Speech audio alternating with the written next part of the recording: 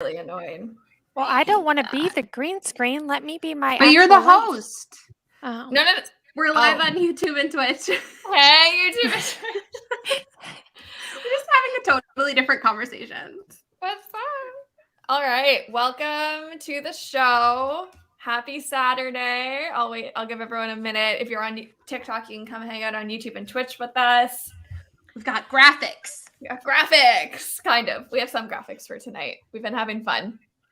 So what a week we have had. We are having a slumber party tonight. I know usually we come all fired up, ready for a big show. You know us, we come with our rants ready, with our segments ready. We come ready to tell it like it is and demand better of the media that we love. But we thought for tonight, it might be, a nice idea to kind of take the tone down a few notches and just have a little bit of a breather. It's been an interesting week in the world.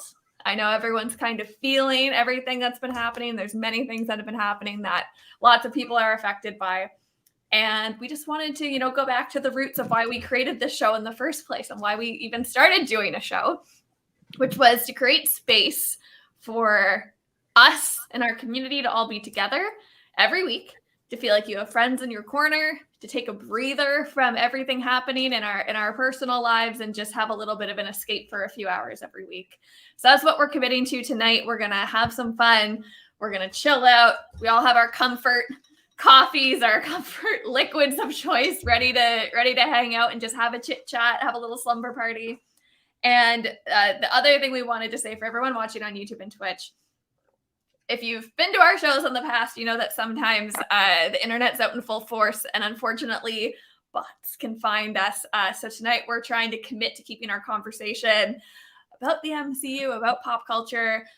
So if you find us not saying things that you might expect us to talk about tonight, or there's things that you're wondering why we're not saying those things or why we're not responding to comments that might be using certain words, it's because we're trying to keep our comments safe tonight. We're trying to keep this space a safe one with just us hanging out and none of that kind of outside influence that is all over the internet right now.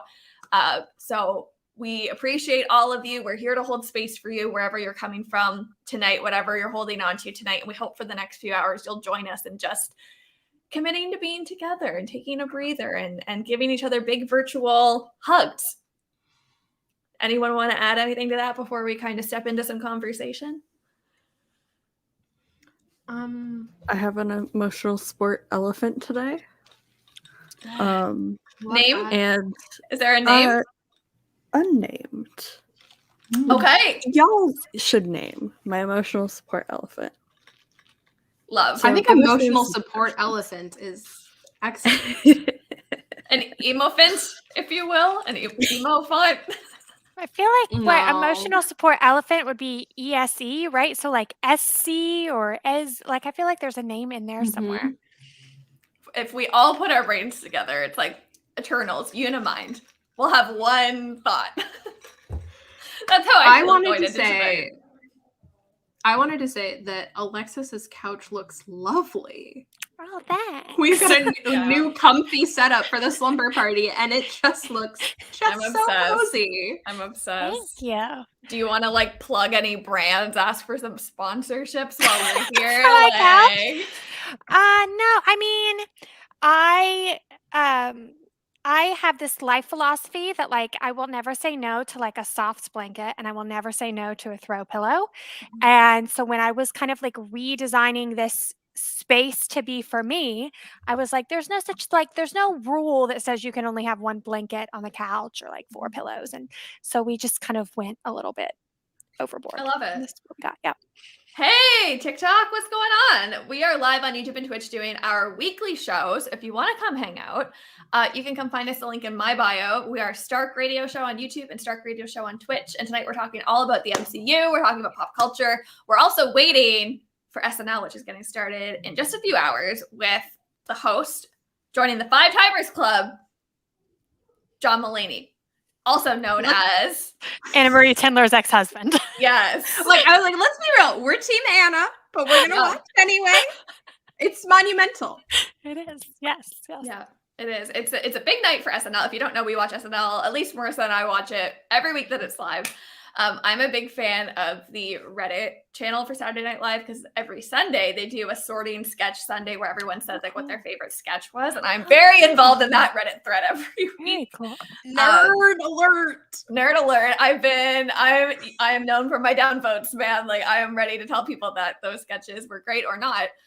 So is anyone else watching tonight? Let us know in the chat. I'm really looking forward to it for the sake of analyzing it tomorrow.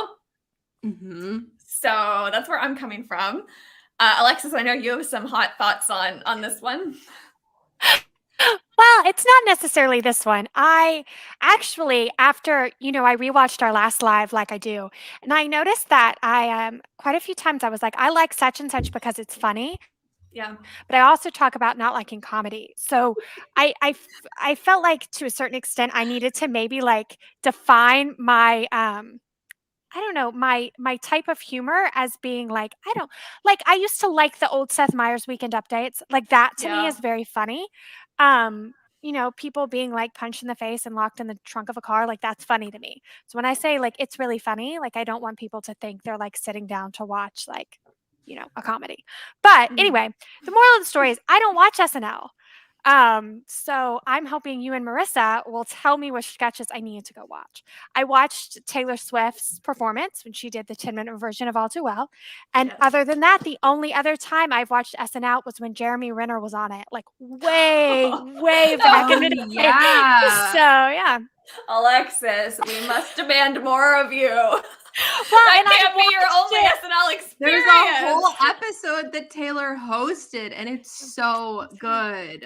And listen, I watched that episode not because of Jeremy Renner, but because it was around the same time that the Petraeus biography was coming out. That's why I watched that episode. Okay. I have to just put aside that point because I could talk for 2 hours about why this is like a horrible take on comedy and SNL as an institution. And instead, I'm going to divert the conversation back to tonight's host, and I'm going to say that I am a sucker for the Lobster Diner sketch and the story behind that sketch, which is iconic of SNL. It's a sketch that John wrote when he was a writer, and they were like, "This is like way too niche. No one's going to enjoy this. We're not doing it." And the first time he hosted, he was like, I will host if you let me do Lobster Diner. And they were like, well, fuck, fine. And it's become one of the most iconic SNL sketches ever, in which they do Les Mis in the setting of a New York diner where someone orders lobster. And the whole joke is you don't order lobster in a sketchy little diner. Like, that's just not a thing you're supposed to do. Okay. So I'll be very, very disappointed if we don't get a Lobster Diner-esque moment tonight. And there's one every time. We've got it. That's the only reason I'm watching. Is for the 5th musical sketch. Right? How are they going to bastardize another iconic piece of American musical theater? I hope they do 6. And I hope it's like John break and my Pete, television. And I hope it's about like throwing shade at Kanye and throwing shade at the divorce. And like they use the 6 model to talk about how all these different SNL characters are having weird love lives. That's my hope. I think it's got to be much more niche than that. You it's think got to so? be like, it's got to be like something about the subway. Because like, it was about like a I Love New York store, or like the diner, or like LaGuardia Airport was one of them. Like, got to be something mundane. Right. You're right. Okay. Prediction set. I'll shake your hand on it, Marissa. And we will see tomorrow on Instagram stories who ends up victorious. I think those are both our right hands. You know, one of those like weird this handshake. And you need to like reach a crowd. Like, anyway. Yeah. Like, you want that? You want that is what Alexis wants. Here, I'll shake your hand on TikTok and you can shake my hand on YouTube and Twitch. And then it's like, there. When I do it with my VIP kids, it's like a very, anyway. Sly, how are you doing this week? I have had a migraine for the past 2 days, so we're vibing. That's the energy. I took the night off of Pip last night, and I'm just now starting to get a little bit better. So I might have to dip out at some point. But for now, I'm here. I'm feeling better. We're hanging out. We're having a cozy little party. and it's gonna be great. Yes, Marissa. You missed another opportunity to say we're here, we're queer. I know. I was I letting was Alexis do waiting that for for it. me. Alexis was saying Alexis it was for me. bastardizing the rainbow, but I was trying really hard. We're So here. We're queer, and we're fighting migraines. welcome. That's We're Yes, fighting thank you. migraines. I feel like we need to do that every week with like a different third thing. We're here, we're queer, and something specific about the show. No, we're gonna shoot. I no, sorry, I just can't say what my response is Oh, going to be on okay. there. We'll save it for next How week. do And we'll I find out how that sign conversation crickets? ends next I show. feel like there has to be a sign for like, you know that sound, like the crickets, like when crickets happen? I feel like there has to be. Yeah. Yeah. Okay. That's you. the sign for the For those of cricket. you who have never watched our show before, Alexis has taken on the role of sound effects. Every show Alexis comes in with not odd, but I just mean like nicely placed sound effect comedy, and it's my favorite thing. We don't need a soundboard. We just have Alexis. Right? Saving us Like, we so don't- much money on special effects. We don't need studio applause. We don't need an in-house band. We just have Alexis. Someday when my dream comes true and we're like a live TV production with like a full studio and like the whole 9 yards, I'll be like, listen, don't hire a sound department.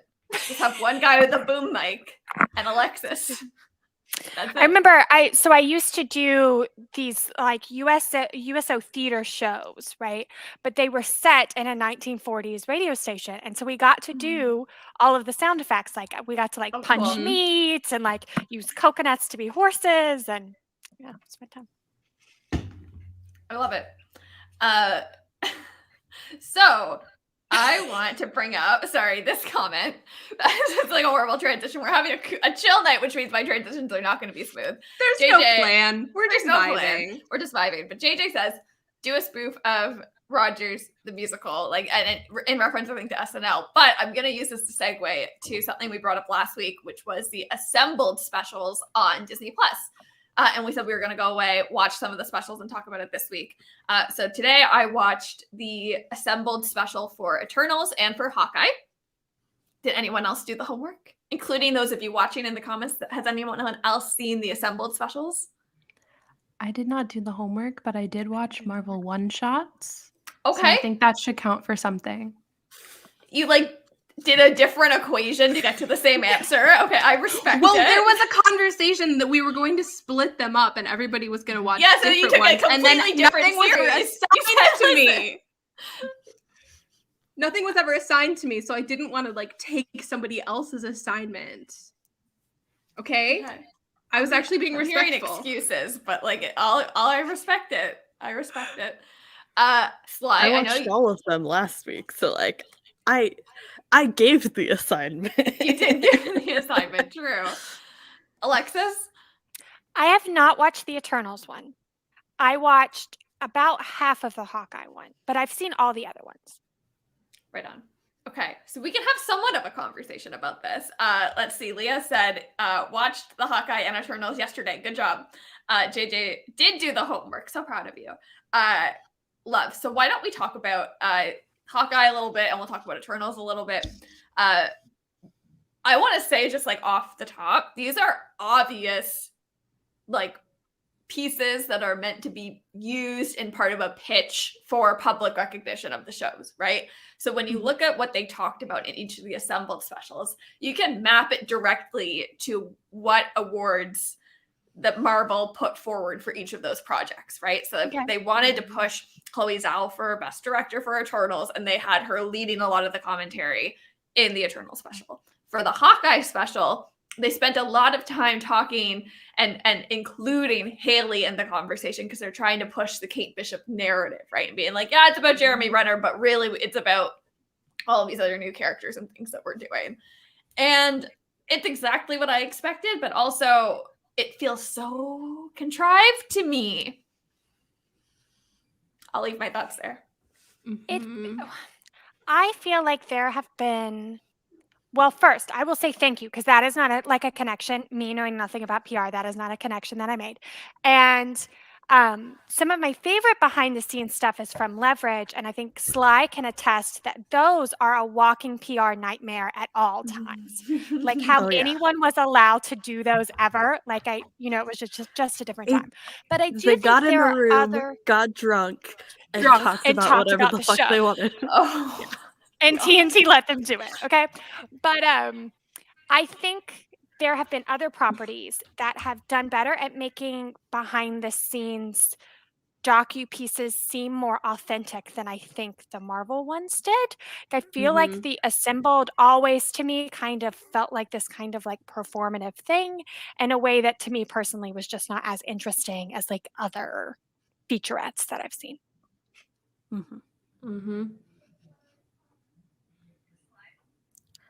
I mean, yeah, I really enjoy watching The Assembled because it's interesting for me to see what the people who are putting these together are deeming like important and what they want people to see. And for me, that's really interesting to see like how the people behind the scenes want people to view the projects they're working on. And so like that's why I really enjoy the Assembled, because when you're like watching like the Shang-Chi one, it's obviously they're talking about like creating a new story in the MCU and making this an entry point for a lot of people, and how it's like this opportunity and entry point for the actors, and that's really the vibe they're going for, and you see that reflected in the after party the Assembled. I like that. Yeah. But yeah, one of the biggest takeaways I had when we're looking at Eternals versus Hawkeye, obviously I am very much here for the deaf actors. Like that's why I'm watching these projects. That's why I got invested.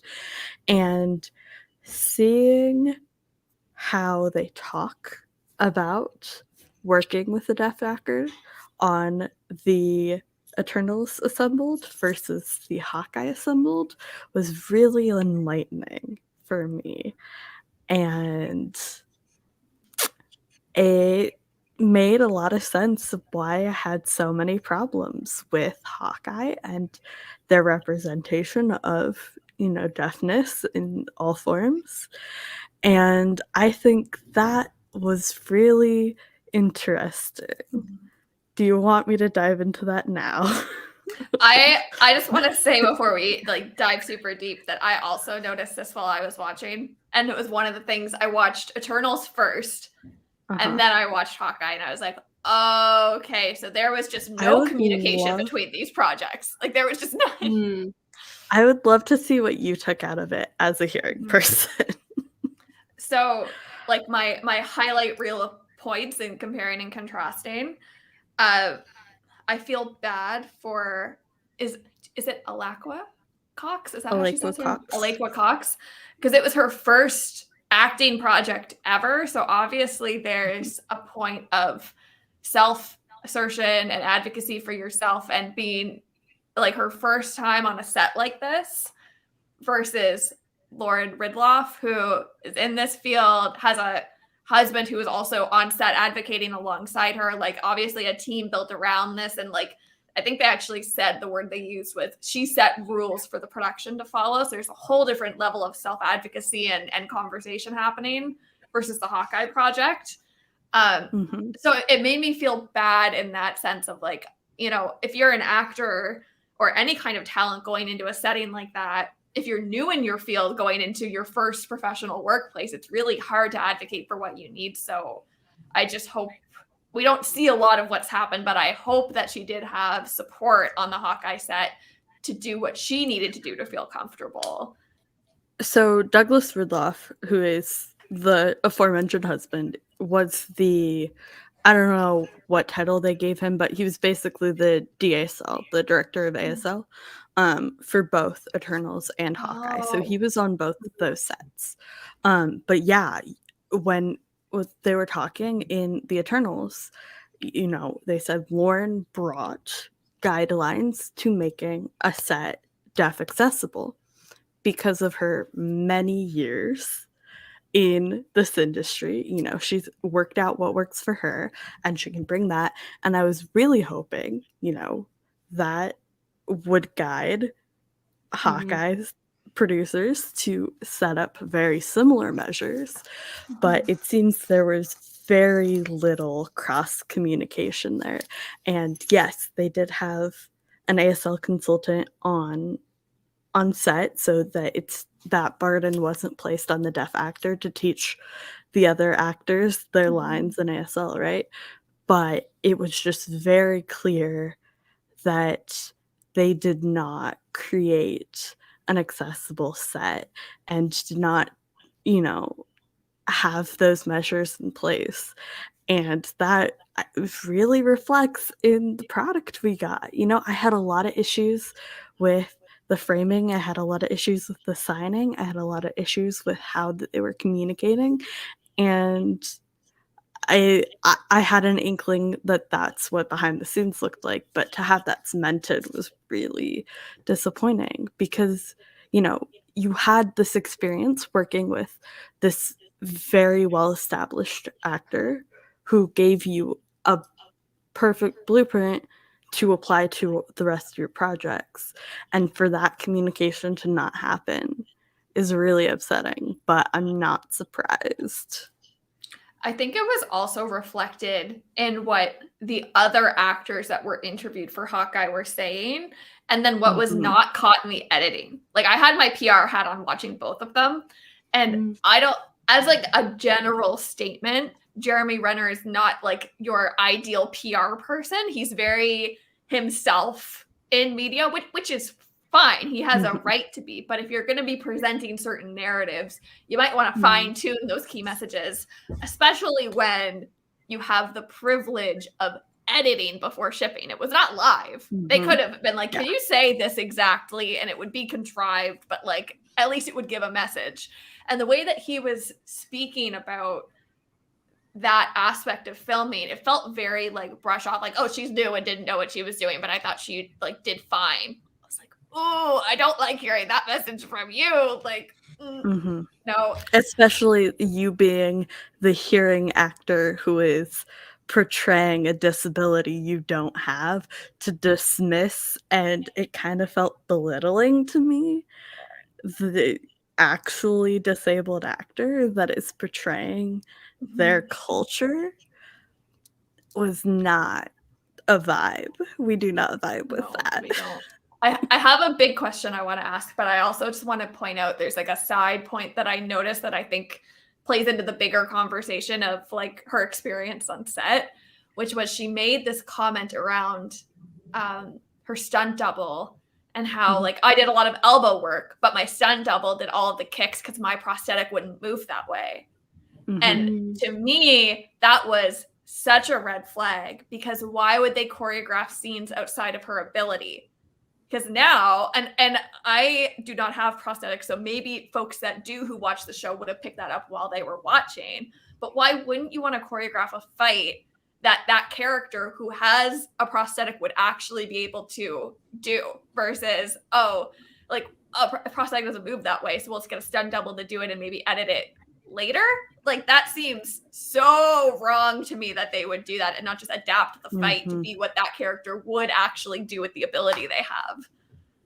I've seen a lot of people talk about how bringing in stunt doubles sometimes is a necessity just for like the fluidity of something, and making it something that like you could physically do, but it's very hard on the actor with their prosthetic, and that's when you bring in a stunt.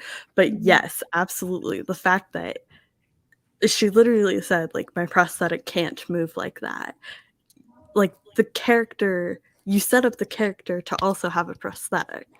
It's not like it's just the actor who has the prosthetic. You made that a key choice in your character for the show. So that's what really frustrated me. And I think that there's like so much nuance in this conversation that as like an able-bodied person, like I can't contribute to this conversation with like a full range of knowledge. But I think about like Lauren Ridloff and how she was able to say, like, this is true to the ability of my character and this is not. And I think about all of the layers that I mentioned previous of like learning how to advocate for yourself on a set, like learning how much you can say and not say, not wanting to piss people off in your first time in a major role, and how even if like who knows what else was happening that we don't know about because of we're viewers and we have limited information, but what would have happened to that character in that role if perhaps there had been more advocacy and more space for her to say, my character wouldn't move like this, my character wouldn't fight like this, my character would make these choices instead, or would have these abilities, or have learned these skills and done this a certain way. So I hope that as we go into the Echo show, perhaps we can watch with a different eye and we can see more of her advocacy and how the character is portrayed. Because I think that that's so special. And it's such an opportunity for Marvel to do something right in terms of representation. And I hope they just take it and listen and run with it. Because if they do, that's going to be so special. I have a big question, though. And it's a question that I'm genuinely curious about. And I've been trying to find an answer. And I personally can't find a good one. Why would they not talk about bringing in Clint's deafness in Hawkeye? Like, they just didn't talk about it at all in the Assembled special, which I thought was shocking because it was such a big point in the show. And I could say, like, from a PR perspective, maybe they were like, oh, we just don't want to go down that road. Like, we'll talk about other things instead. But I felt like it did the whole show such a disservice to not talk about it at all. Do you have any thoughts around why they might have made that choice? I don't know why they made that choice, but like you said, they have a main actor who's not very great about how to frame messages. And I feel like anything he would say about his character's deafness would not be positive. So if he did bring up, if that was at any point mentioned in the interviews, I'm sure it was cut because it was not the message they were going for. But that's, that's all I can think of because they seem to very pointedly ignore Renner talking about anything related to deafness in all the lead up, all the press, about anything. The sound bites they used from him in general in the Assembled special were the most high level paintbrush statements he could possibly be making. Oh, it was really fun to shoot in the car. Okay. We assumed. Really intelligent point from you, Jeremy, versus Haley and Florence Pugh being like, our characters got to explore in these ways and like have a relationship. And then Jeremy's like, yeah, it was great to come back to the character. Yep. So thank you for enlightening me. I think that you're right. Perhaps they did try and have that conversation and it just did not move the way they had hoped. Marissa and Alexis, I don't want to shun you out from this conversation. Is there anything either of you want to add? Well, I haven't watched it, but that all checks out. That all makes complete sense to me in like the most disappointing way.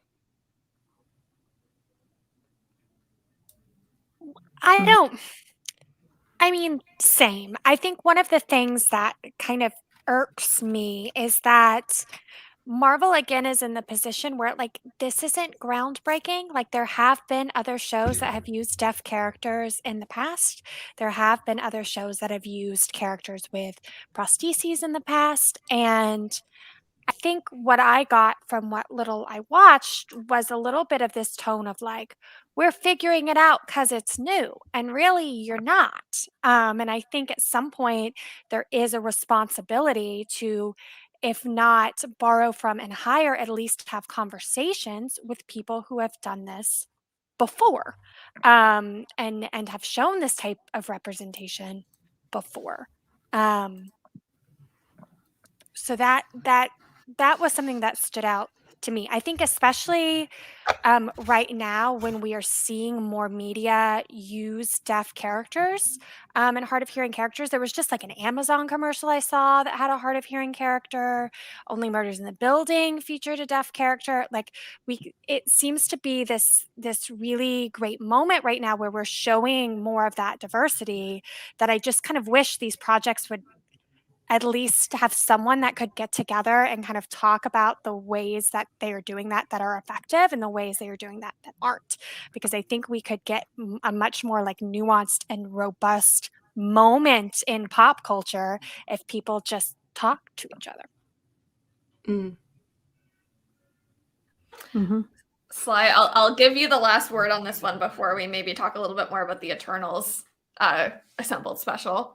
If there's anything you want to close on.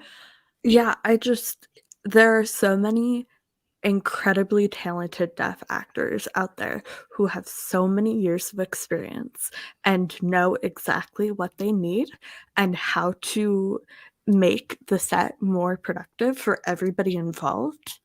Hire them as consultants, hire them as ETs. Like, just the more you work with these people, the more you'll understand what goes into making an accessible set.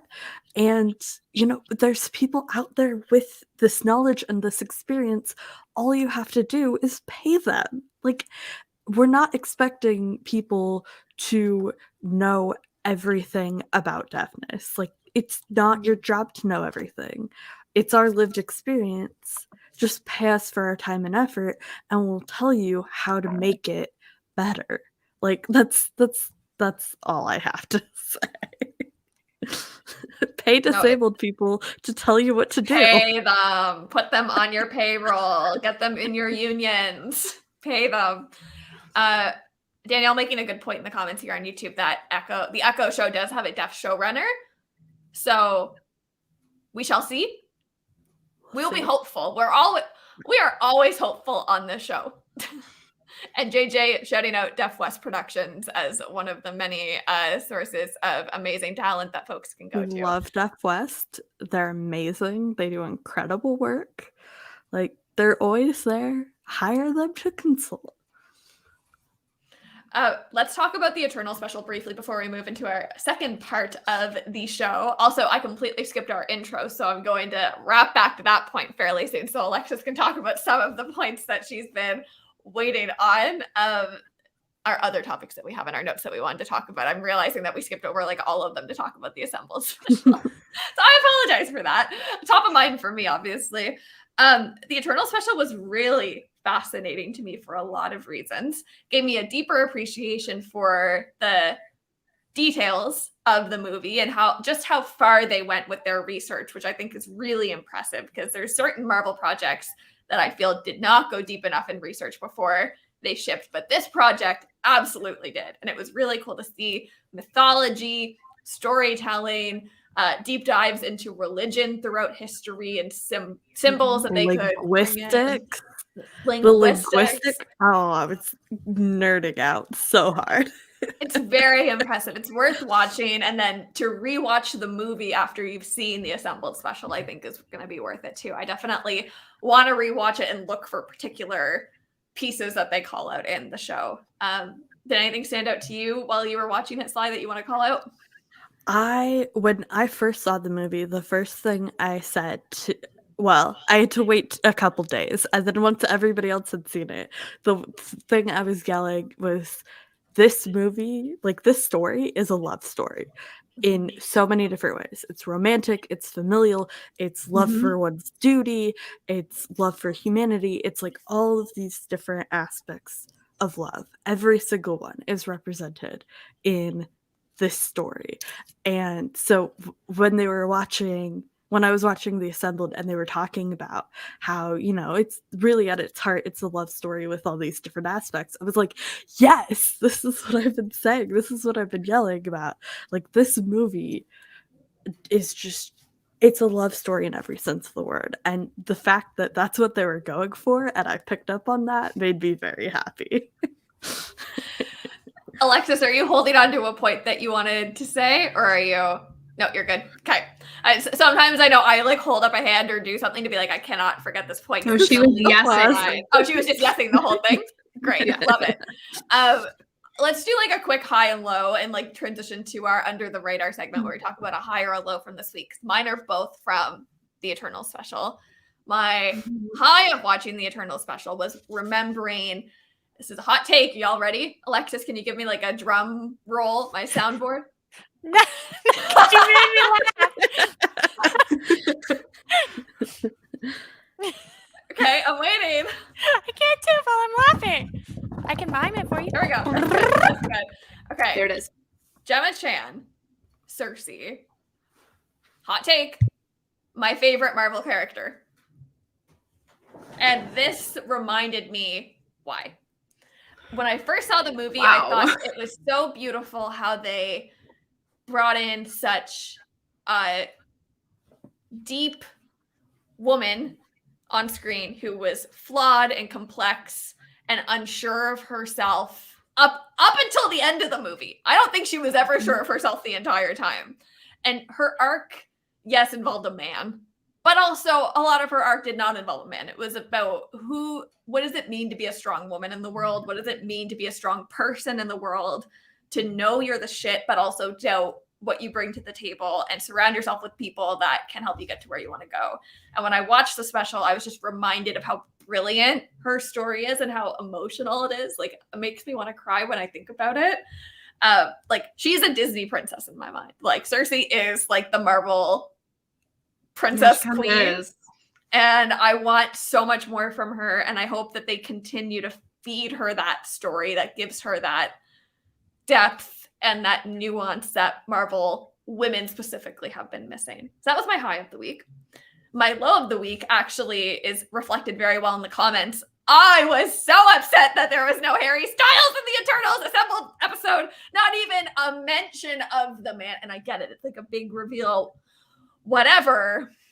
But I was mad about it because I think it was, of all of the points that I wanted to hear discussed, I truly wanted to hear why it was important to introduce him in this film and not in like a new one and not be like our next, I'm making this up. I'm saying this with no base to it. Like the next Guardians of the Galaxy is going to be meeting arrows in the stars or like whatever it's going to be.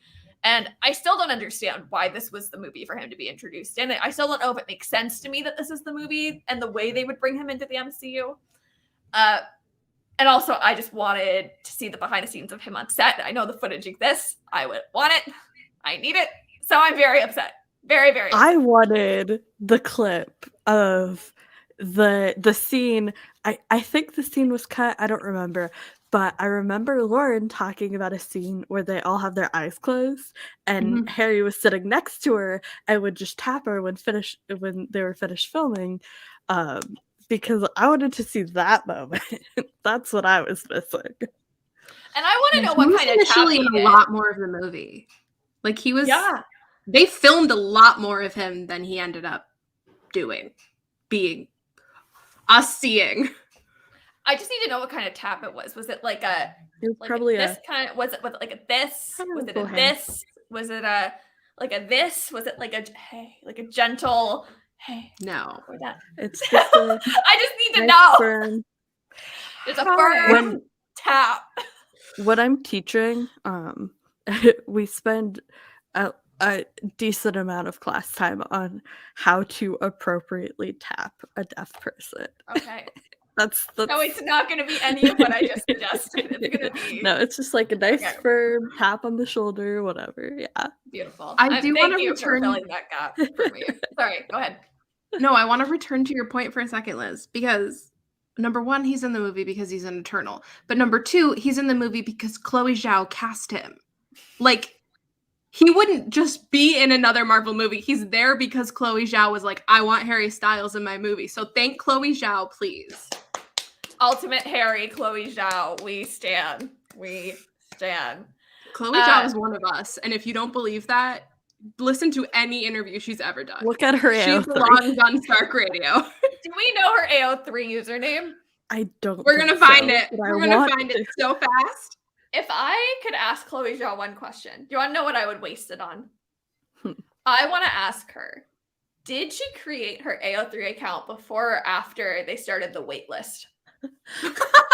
If you don't know, AO3 now, if you try to make an account, you register like your interest, and then when they have capacity, like a few days later or whatever, or sometimes weeks, you get an invite to join Really? AO3. Yes, you Mhm. can't just make an account anymore. You have to wait that's until you get an wild. invitation. Right? Those of us that have had accounts since the dawn of time did not have to go through that. So I just need to know, when did she make her account? Because if we're going that far back, I have many questions. The chat's kind of lighting up here, so let's address some of what y'all are thinking. Leah P says, the most disappointing part to me was the part where they all said fast for Makari. Yes, she is fast, but to me, there's so much more to her character. Mischievous. She's a little mischievous. That's what I Mhm. would say. That's a good one. Alexis, what would you say? Sorry, my brain was like, new sign, learned new thing, and so it took me off. That's okay. But I find her to be, I would probably say clever. I think she was a Mhm. character that was very clever. I would say the word that's coming to mind for me, but I think there's like a better word for what I mean, is like conniving, but in the sense of like she was making trades and like ripping people off and like stealing stuff. So like I don't know what the right word is to describe that. Like trickster? Trouble. Yeah. Trickster, yeah. No, She's a- trouble. She's Trouble. got a little bit of grifter in her, which I like. Oh yeah. Marissa? I mean, this is the highest compliment, and I wish there was a more attractive word for it, but squirrely. Mhm. Okay. Yeah. They, That's a vibe. they know what I mean. They get it. Yeah. It's all of the words that you all just said, Yeah. but just like JJ says Mhm. I'm sorry, what's it like?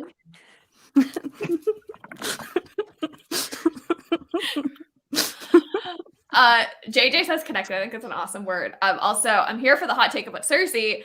Cersei had so many character traits that were introduced naturally while also having an arc in one movie. It didn't take 5 movies to learn who she was.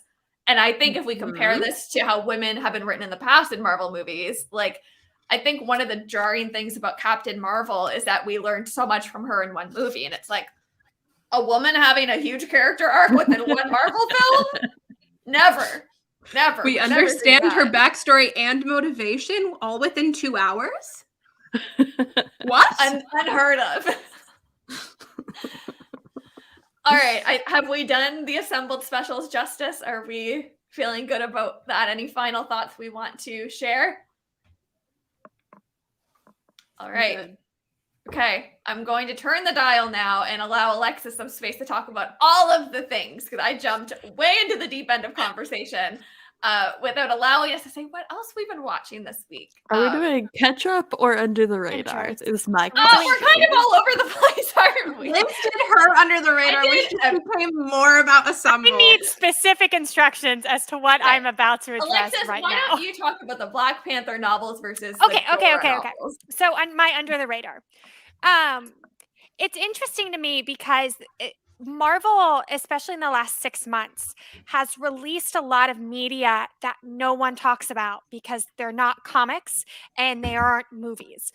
So things like the Wastelander podcast, which honestly shouldn't be mentioned, their novels that they're releasing for adults as well as like middle schooler and high schoolers, a lot of that kind of goes, is off the radar or is under the radar for the normal person. I talked briefly last week about the author that's written some of the Avengers Assembled middle school age novels. She's also written the like Peter Parker explores the whatever part of middle school novels. But this week, Marvel announced a couple of Black Panther novels, which are aimed at that same like middle school to junior high age range. The summary of one was like, what does Prince T'Challa do on his summer vacation? Right. So they seem to be primed to be some like interesting, quick, fun reads. And I like that Marvel, whose other books are kind of like, white centric, is introducing this kind of novel aimed at this age group that doesn't usually get a lot of stories that feature characters of color, and that they're using their character of color to do that. I think that's a major win for them. My my low is that they are also releasing a Dora training guide. And I have a lot of questions about this. And the reason I have questions about this is that the Dora, as they were originally introduced in the comics, are not what we got in the film, for the better, right? There are 2 times the MCU has taken something from the comics and completely changed it in the films. And I've been like, that was a really smart choice. One was rebranding the Kree Skrull conflict as a refugee crisis. And the other was rebranding the Dora as women that had their own lives that trained to be warriors, rather than women who were taken away from their home at a young age to train to be wives and concubines to the prince, as they were originally introduced in the comics, right? That was a surprise. Yeah, sorry, Marissa. I thought about you this week when I saw it. I was like, no one told Marissa. Who was It was good. It was fine. It was that was not the central storyline of World of Wakanda. It was fine. I was just like, that's new. I didn't know that, right? And as the comics have progressed, right, we now see several queer Dora. We've moved more to this they are warrior space, and I hope. I assume that they wouldn't address that narrative. I think especially in this time where we've had, I feel like in the past 5 years, there have been a lot, like at the Olympics, for example, there's been a big turn away from glamorizing taking young women from their homes to train for their nation's glory, right? But I do think it's interesting that they're releasing a Dora training guide, which was tagged as how to be a Dora. And I'm a little hesitant to see what they do to that, because I think it would be wrong not to address the comic history at all. But I also think it needs to be, whatever they do needs to be done in a delicate and nuanced way. And I don't know that I don't know that that's a given. So that was my comment. I do think of the beautiful moment that just happened at Disney with the Dora. If anyone saw, there was a video going around. I saw it on TikTok, but it's probably everywhere. Is, like, my favorite show at Disneyland now. It's so good.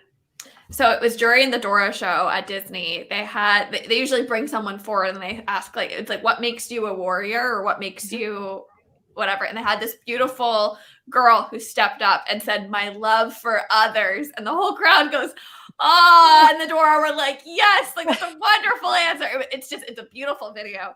And when I think about just the title of, like, what's the title of it again? It's like it's the Dora Milaje training guide, and their description on Instagram was like, learn how to be a Dora. To me, wouldn't that be beautiful as like a children's book for like young women, and like to talk about like how to be strong, and like, like how to support your friends, and like do things that are like good for the world. Like, to me, that would be such a great use of like those characters and the story they've introduced in the cinematic universe. I don't think that's what Marvel's shipping, but it's in my optimistic mind, I think that would be very wholesome. Yeah. Anything else we want to do before we move on to our next Under the Radar segment, which will not be about the Assembled special? Anything else you want to share, Alexis? Do you want to take this opportunity to quickly talk about ER? Okay. All right.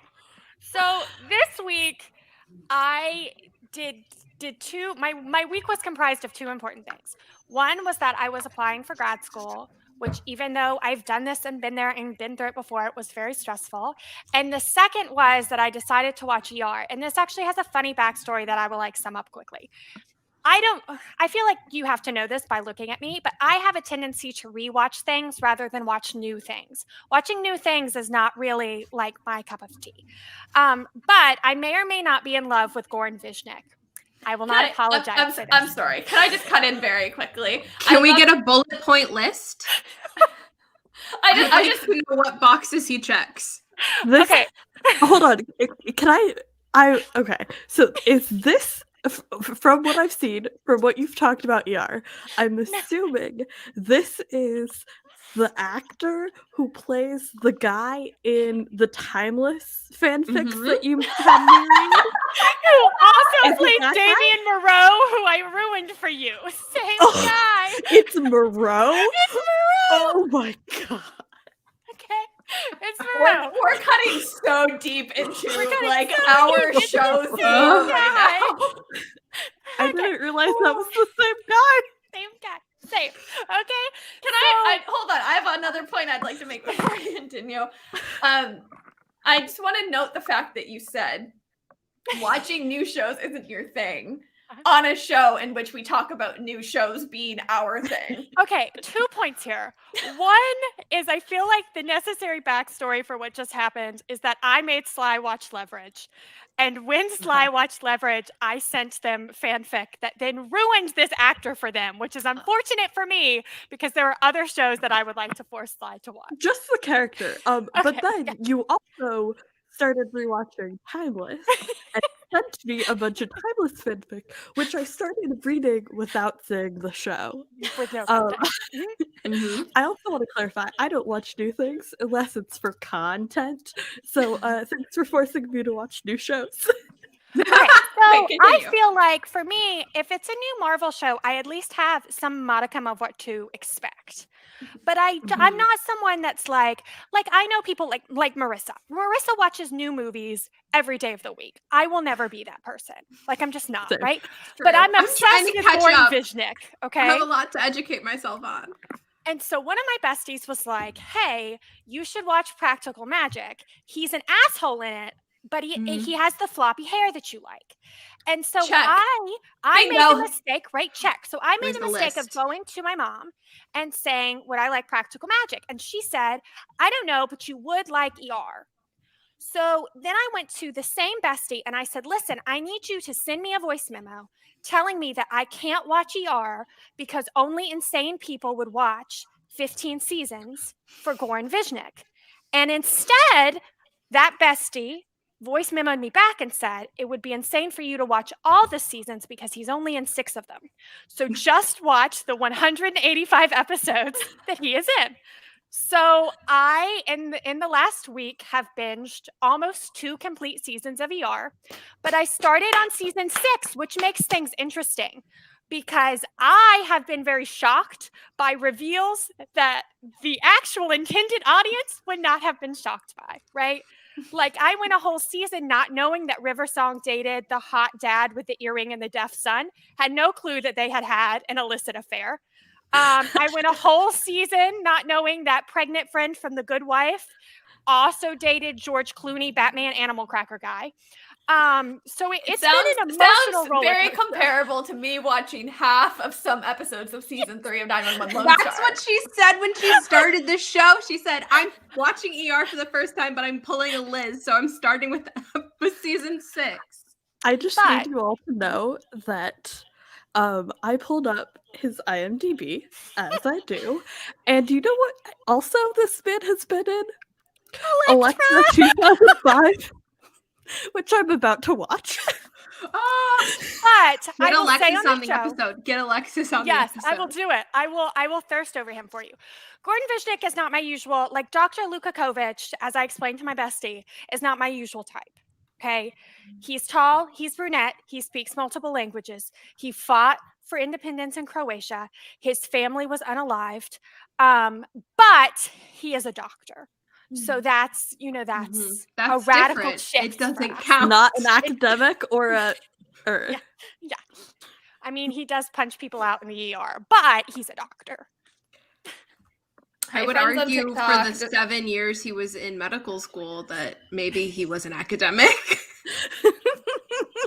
I Melissa, just I'm wanna- making personal progress here. Okay. Yes. No, this is growth, Alexis. This is not the same. Sorry, I was just letting the folks know to come join us over on YouTube okay. and Twitch. Sorry, I didn't mean to speak over you. Yeah. So you can follow Alexis on Instagram to stay up to date on the ER watch party. It's so as good. As I recap ER. It's basically what she just said because she knows nobody's name. But it includes her cats. So it's a better commentary than what you give here because cats are added. Cats are added. Honestly, That's true. my favorite person to receive text messages from is Alexis because I got a whole bunch of questions about, is this how medical dramas are? And why are they so addicting? Like, why didn't you warn me? I did. I'm obsessed with them. I thought that was warning enough. Sly, I need you to be proud of me. Can I share something very in proud which of you'd you. have to respond how proud you are of me Okay. too? Yes. And JJ, I know JJ's watching, and anyone else that watches 911 Lone Star that's here. This week, I'm going through my TV channels, and I noticed the new episode of 911 Lone Star is currently playing. And I did not turn it on because there was only 15 minutes left. And I was like, if I only watch the last 15 minutes of the episode, everyone's going to yell at me. So I did it. Congratulations. Are you proud of me? It would have cracked me up, but yes, very proud. It would have been like just the way that TV shows are structured. I would have gotten like half of the second last scene of the show and then the last scene of the show. And that's all the context I would have gotten. So I was like, no, I'll do the show justice. I will not watch only the last like 4 minutes of airtime. Congratulations. Stark radio to medical drama to 911 pipeline. Oh, so accurate. This show is going in such an interesting direction in the terms of like the show we set out to do and then now like what shows we're talking about every week. Marissa, I'd like to hand it over to you. What are you watching and diving deep in? I've not really been watching much. As predictable, I rewatched Winter Soldier this week. I also watched Civil War. Thank you. Tell the people here what to- you said to me. I said what I have believed the entire time. Pulling up the text. Let I me very read you much what Marissa enjoy said to me. Civil War. I've never said a bad thing against Civil War. I just like Winter Soldier more. And I truly did consider, I think it was last night that I watched Civil War. I was like, I kind of want to watch Falcon and the Winter Soldier. I rewatched Falcon and the Winter Soldier a lot, but it was like 7:30 at night. And I was like, I don't have time to watch all 6 episodes. And like, I'm not going to get to the satisfying point that I want to get to if I start watching this series again. So I said, I could watch Civil War. I like Civil War. So I watched Civil War instead. And I just... Marissa's exact text was, after saying Civil War is very good. And you know why? Because Wanda's in it. Nail polish emoji. I did say that. You did Absolutely, say I that. said that. It's And got then Wanda and Alexis was Vision. slanderous in the group chat about it, but it's fine.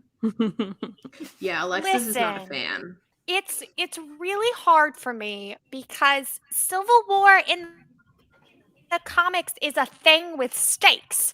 So to watch Yeah. a movie where like, oh, No, did I that makes disappear? no Are sense. you We've still there? Okay, established that I that. disappeared. I thought you did that thing where you like bleeped me off the screen. No. Um, your But to, connection's like, kind of cutting to out a watch little bit. movie where the stakes are just, Yeah. Yeah. The plot doesn't make sense, but that's fine. I don't hate it. I John mean, they has sent the a weird- child to do Isn't war that the one with crimes, the but weird it's fine. Bucky Natasha fight moment? Yes. Yeah. I wish I knew how many times I have watched this movie. I wrote a tweet. It went viral. I asked Disney Plus to have a wrapped feature where they would tell me how many times a year I watch Winter Soldier. It hasn't happened yet, but I would like to know because I know Johnny has hit 100 viewings of Shang-Chi. And I would like to know how I'm sure many times you've I've hit watched Winter 100, Soldier. bestie. We can go through the group chat. And I see was how many about to times say, you I text me. just need to go through the group chat and count them. You can Our also group just chat's go through my existed Twitter. for like 4 months. 5 months almost. So we can at least track the last 5 months of your Winter Soldier activity. It's And been you more watch than it that. at least once a month. Mhm. So At least once. at a month. least once I a think month. that's I've too watched few. It's like every 3 weeks. Mhm. Yeah, I've watched it twice in the last like 2 weeks. Yes, Yeah. you have. Yeah. Because I was like, oh, we're already back to Winter Soldier. Okay. No, It's a weird not time of that year. time of the month yet. It's just like a mid-month viewing. It's also a weird time in the world. Everyone needs their comfort movies and shows. You can watch Yeah. last week's episode if you want some suggestions for comfort movies from us, your friends here at Stark Radio. And then at the start of the year, we did an episode where we talked about all of our favorite TV shows. So if you're looking for our TV show suggestions, you can go watch that episode where we dove deep into our favorite shows and movies. And I really feel like y'all know us so well now. Don't you guys agree that everyone kind of knows our tastes and what shows and Oh, movies yeah. we're into? I'm a mystery. Well, It's leverage and timeless. We know that. you're into mystery, but we have a Yeah. checklist because of how predictable you are. And we love that about you. I like what I like, okay? Do you want to hear my under the radar? Yeah. Okay. I want to talk about Ariana DeBose in West Side Story. Because I feel like we're not talking about her. I don't feel like we should be. Let's talk about She it. has an Oscar nomination for supporting actress, and she deserves it. And I'm waiting for Wednesday, March 2nd, when West Side Story is available to stream on Disney Plus and HBO Max. I'm waiting because everybody's gonna get hip to the fact that Ariana DeBose is great. I love her. I've loved her And since that's all I she's wanted the to say. boy. I just feel like people aren't She's talking about great. Ariana DeBose, and they should be. They should be. Thank you very much. She's awesome. We will do commentary She on was the on show So You Think You Can once Dance. we've all watched it. How's that sound? I can't wait. I also Oh no, I just have left the to TikTok say- stream. Sorry. Hold on. Oh no! Sorry. You're back. I'm back. My I bad. also have to say I don't know what I don't know if one of these is a high and one of these is a low. It's just two things, and they're both about West Side Story. But like West Side Story is suddenly popping off on film Twitter today. It's like everybody's suddenly like, "Wow, West Side Story is a really good movie. Steven Spielberg is a great director." It's like, where were you 3 months ago when the movie came out and nobody watched it? Imagine like- your hot commentary of the day being Steven Spielberg is a great director. Literally. Wow! Congratulations. It's a steady cam follow shot of them entering Dance at the Gym. It's an incredible shot. It's beautiful. It's a beautifully made movie, but it's this like one tweet of somebody being like, "Isn't this a great shot? Like, isn't this incredible? This is so cool." I'm sorry. Sometimes the captions will absolutely take me out. And one of them just happened. Versa said it's a beautifully made movie, I'm assuming. What I got was it's a beautiful mermaid movie. You don't know that. You haven't seen it. Maybe there are mermaids. West Side West Story Side under Story. the sea. My vision was like H2O, but West Side Story. H2O, but everyone is singing. Oh god, I love it. Absolutely. A beautiful, Absolutely. Iconic. a beautiful mermaid movie. I love that. I love So you that. know, I'm happy for film Twitter that they finally discovered that West Side Story is a good movie. But it's nominated for Best Picture at the Oscars. Like, good job. You did it. Yeah. Okay. Sly, do you want to talk about your under the radar segment quickly, and then we'll transition into our slumber party games of the week? Yes. I didn't bring this up to y'all before the show, so It's fine. You have is it fine 3 if we minutes vibe? until I need to transition. Alright. It's all yours. So, this week we had the Dice Awards, which is a video game award show hosted by one Greg Miller, who respect on her name. It's also hosted by Jessica Trobe, but I'm specifically talking about Greg Miller here, who is a co-founder of Kind of Funny, which is a games media company, if you don't know. And during his intro, he said F Bobby Kotick, and then, the full word. I don't want to get us taken down. And I just want to talk about this because this is a moment in games news. If you haven't been keeping up, check out Point in Progress. We talk about all games news there. But Bobby Kotick is the CEO something. He head guy for Activision Blizzard. There's a lot of issues with him. There's been a lot of reports coming about his actions and creating unsafe working environments, blah, blah, blah, blah, blah. And at the end of December, mid-December, when we had the Game Awards, Jeff Knightley got some criticism for alluding to the events that were going around surrounding Activision Blizzard, but not, being direct and calling out names. And so Greg went on to kind of fight to be allowed to say that while hosting the DICE Awards. And I think that's really interesting moment to recognize that, the producers and the writers, from what I've heard from Greg, was, very open and willing for him to make such a clear critique in his opening speech.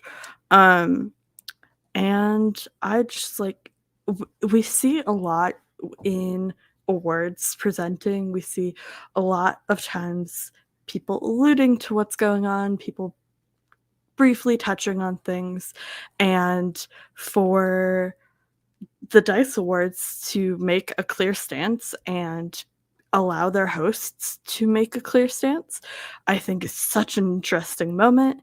And, the crowd responded very well. People were very supportive of this. Of course, there's, the haters and the trolls on the internet who are calling them out for it.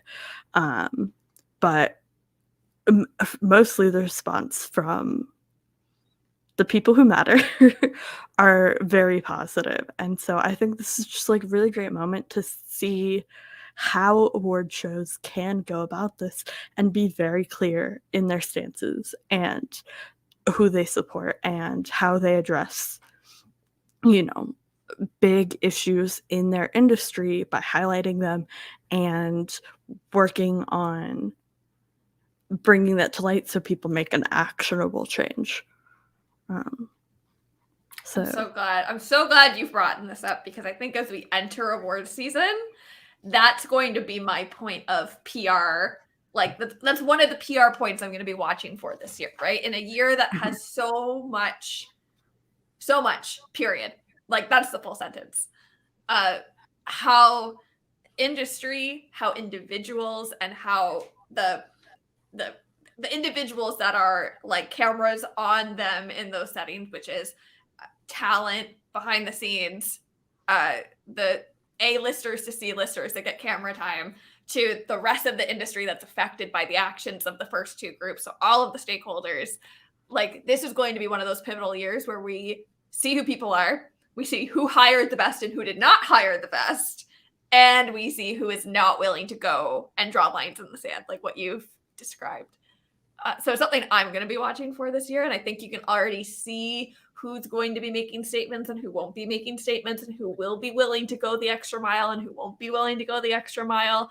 And in this pre-award season press that's currently underway, you can see stars beginning to tinker with their messaging and sprinkle in testers of how far can I go? And if I say this, what kind of response do I get? So in the big moments they do have, they know how far they can push the agenda and gauge what that response will be. So I think this is a really interesting example of that.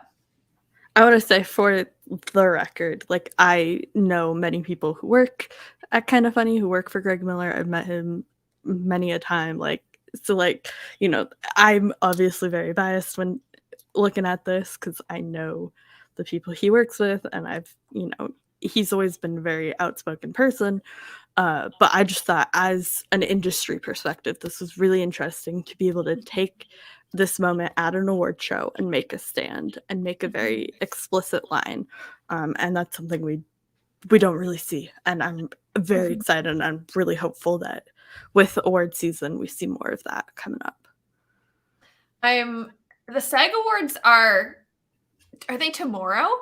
Are they in the next week? Soon. Yeah, there's more. The SAG Awards are tomorrow night. I just had to Google that because I knew it was the end of the month, but it's the end of the month, besties. I'm not prepared for this. Oh, no. I think that tomorrow is one of the first opportunities where we're going to see people really do this message tinkering. And the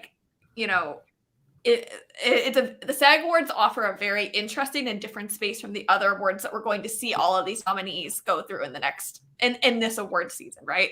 Because it's union, because it's more peer-based, and because the environment has such a different meaning than Oscars, Tonys, Emmys, Golden Globes.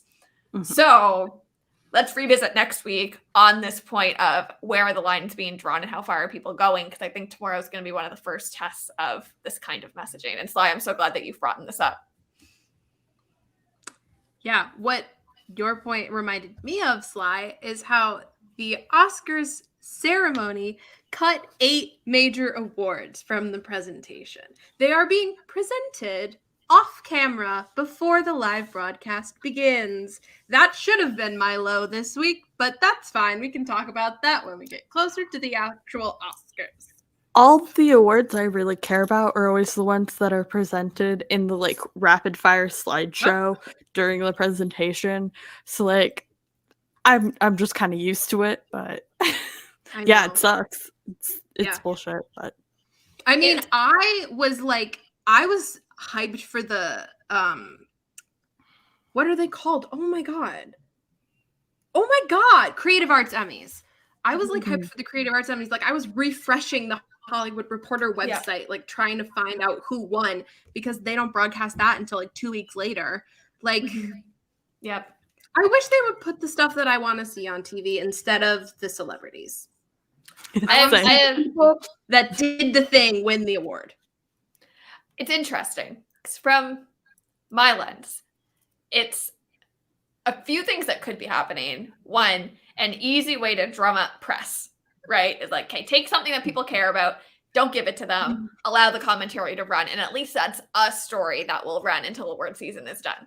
Versus the many other stories that could be running. They're also doing these Twitter things for like the Oscars fan favorite and the Oscars, like, what was the thing that I saw today? It was like the team up moment of the year or something. And I was like, this is not what the Oscars are for. This is what the MTV Awards are for. Different stories and trying to flood different conversation into spaces that are historically negative and have negative storytelling occurring, right? We've seen it in the past, like 10 years. Every time these award shows come up, the dominating like social conversations are around social justice commentary, around inclusion, and how there's a huge lack of diversity in these academies and in these systems.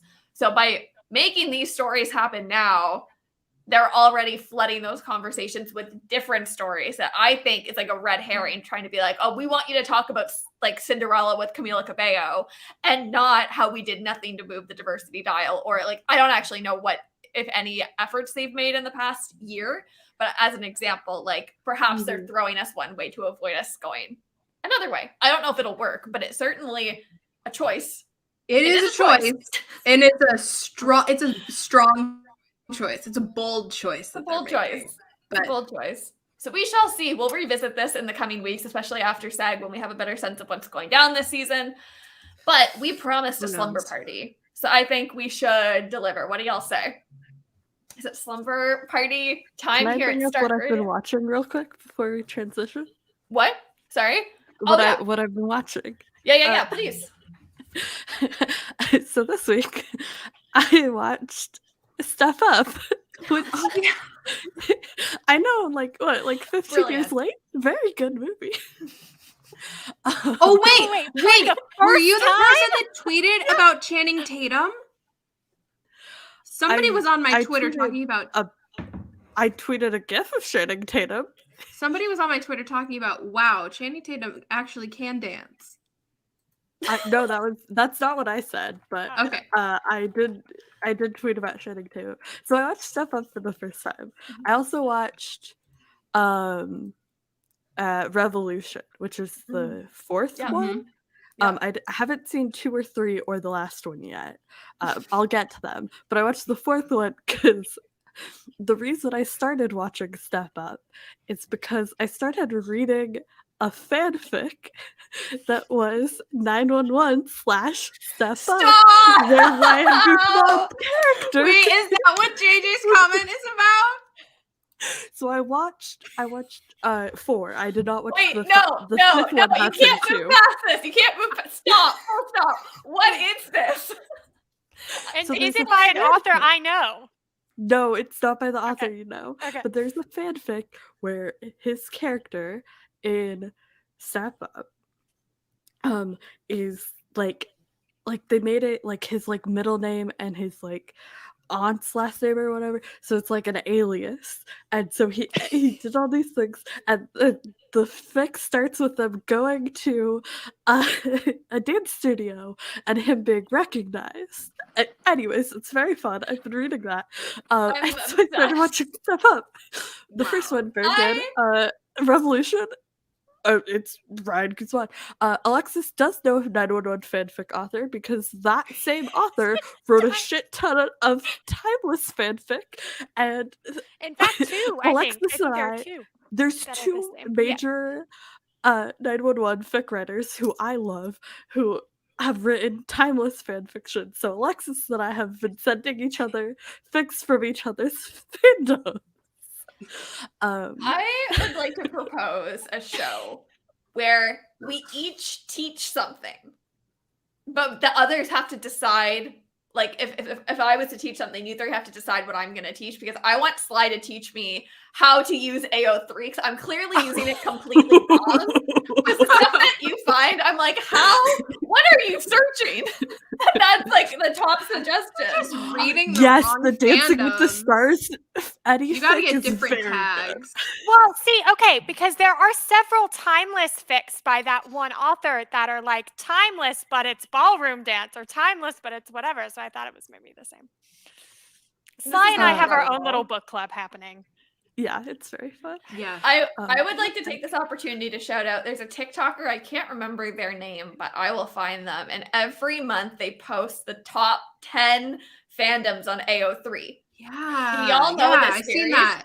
They are what keep me going as a TikTok user. Every month I wait for that series, and I want to know. And this month, do you know who the top fandom was on AO3?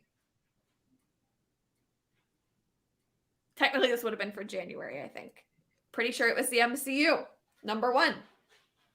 After 7 months of Minecraft YouTube being the number 1 fan community on AO3. This is just reminding me of my constant nightmare that eventually our show is going to end up on AO3, and people are going Nobody take that as a Oh my God. suggestion. Not one of you. We will ban I've had you from actual Alexis nightmares did about look this. up our names once. this. We're safe so far. We're not there. We're not there I have yet. an important question, though. Okay. Which Step Up movie is the one where the whole plot is that it's raining? I 2. don't know. I've it only two? seen Okay. 2 of them. Okay. I have think not it's seen 2 2. yet. Okay. I remember the promo for the second one just being all about rain. Rain. Yeah, I couldn't remember if it was 2 or 4. Love. Okay. 4 is the one with Ryan Guzman. I don't know who that is. Let's transition into our party. Slumber party. Can we move into our slumber party session? And so cozy. Okay, let's do it. I'm also watching the time, and for everyone watching who is not privy to our behind-the-scenes conversations, I'm trying to get much better at timing our show, because we could all talk for 5 hours, and in fact, we do. So, for the sake of trying to do a show, no, Bunky, this is not what we want of you. No! No. No! Don't you No. dare. Do not forsake me like that. However, Unless Bunky, the fic is about me marrying Goran Vishnik. If that's what the fic is about, you are allowed to write y'all it. heard her. Y'all heard Alexis. Let's make that happen. Okay, we're having a slumber party where we're playing some classic slumber party games. Obviously, like, we can't have a pillow fight. That would look really stupid, and we're not doing that. Yeah, okay, go, Alexis. Hit me with a pillow. No, do it. No, you said it was going to look stupid. Yeah, I was trying to time. No, it like, actually really- looks good. Oh, do it again. I'll do it better. There we go. I'll do sound effects too. So we're not doing that, or we can't braid each other's hair, or like, all the. Anyone play Ding Dong Ditch growing up? I had too much anxiety for that game, and I knew all my neighbors, so like I didn't want to do that. No, but... we played Ding Dong Ditch and I stayed in the street. I was like the farthest from the house possible. I was like, Yeah. No one's gonna see me. I'm 3 streets over. I'm hiding behind a bush. I'm not part of this. Okay, I'm trying to make the transition to the games, and then I saw Danielle commented. We're already married. It's fine. We had a legal ceremony. We It are happened in the married. group chat. Sly officiated. Alexis was the witness. It also happened on Instagram stories. Yeah, Everyone on knew it was Instagram. I forgot about that. It was well publicized. Okay, Yeah. we're playing Fun question. That's our first game of this freaking slumber party. We're gonna do it so we stop going down the fanfic rabbit hole. These are like, we could talk about each of these questions for hours, so I'm gonna ask that we try and be as rapid fiery as possible. Got it? Okay. Okay, question 1. This is clearly a targeted question, but it's fine. Currently rewatching Leverage. Nate sucks. Thoughts? Also fave episodes from Dev the Reader. The You dagger. wanna go The first? dagger episode. Oh, yes. That's okay. my favorite. Yeah. Is that also your favorite? Also, I mean, the ones with Moreau are very good. Kind of ruined for me, but very good. I know. He's just There's a variant. very Moreau strong- is just a variant.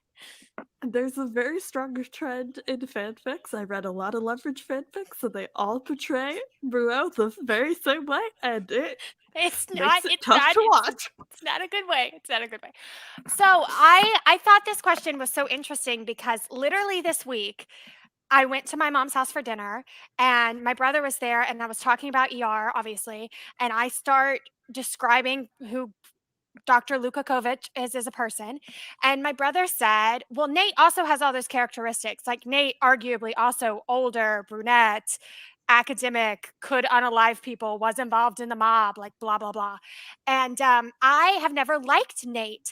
And I've never liked Nate because I think he's mean and out of control. And those are 2 Mhm. characteristics that like I'm not a fan of. In fact, Leverage structurally, especially in the early seasons, the plot is moved along because of Nate's hubris, as opposed to like it being moved along because somebody made an error. It's Nate's hubris that usually moves the story along. Not that that matters, but I do think the show holds up. I do think the writing is incredible if you actually get down to like what was on the page. The character arcs are really good. I think all of that sticks.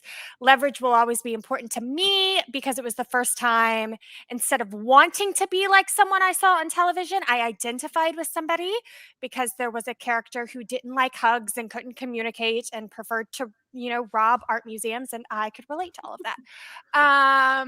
But my favorite episode, like that's like asking me to choose my favorite cat. Like I don't know that I can. I also want to add any episode with Emily from Redemption is also my favorites. I do love her. love the hockey episode, which most people don't like, but I do really enjoy the blue line job. That was fun. Parker gets a little freedom there, and there's the turtle. The behind the scenes for that episode was questionable, but the episode itself is very good. Love. Okay. Yeah, that's it. Next question from Sylvan Fox. Which Taylor's version, not TV, but which Taylor's version album do you think Miss Swift will drop next? I think it's Speak Now, but I want 1989. I had an absolutely deranged thought the other day, which is that she's going to drop her first album, self-titled, next, because it's the only album we have not gotten any hints or Easter eggs about. And there's an entire theory right now that she's just throwing red herrings because she was throwing a lot towards 1989 and then she announced Red. And it was like, where did that come from? So I have a theory she's dropping hints about Speak Now, but we're going to get self-titled next. So I would like to say that in case it is true and then I can look really smart. I would be happy with that too. I just I want love self-titled. I'd Lie, which is one of my favorite Taylor Swift songs. And I could tell you his favorite color is green. He likes to argue Born on the 17th. That's the song I want next. But anyway, anyone else have a prediction? Nope. That was a Marissa Liz question. Great. I don't know Taylor enough. All good. Next question from Sublimely Kate. Any MCU duos you think had potential for a friendship? This is like very much getting into like Avengers Tower fanfic, Liz. I was about to say this is like Liz's.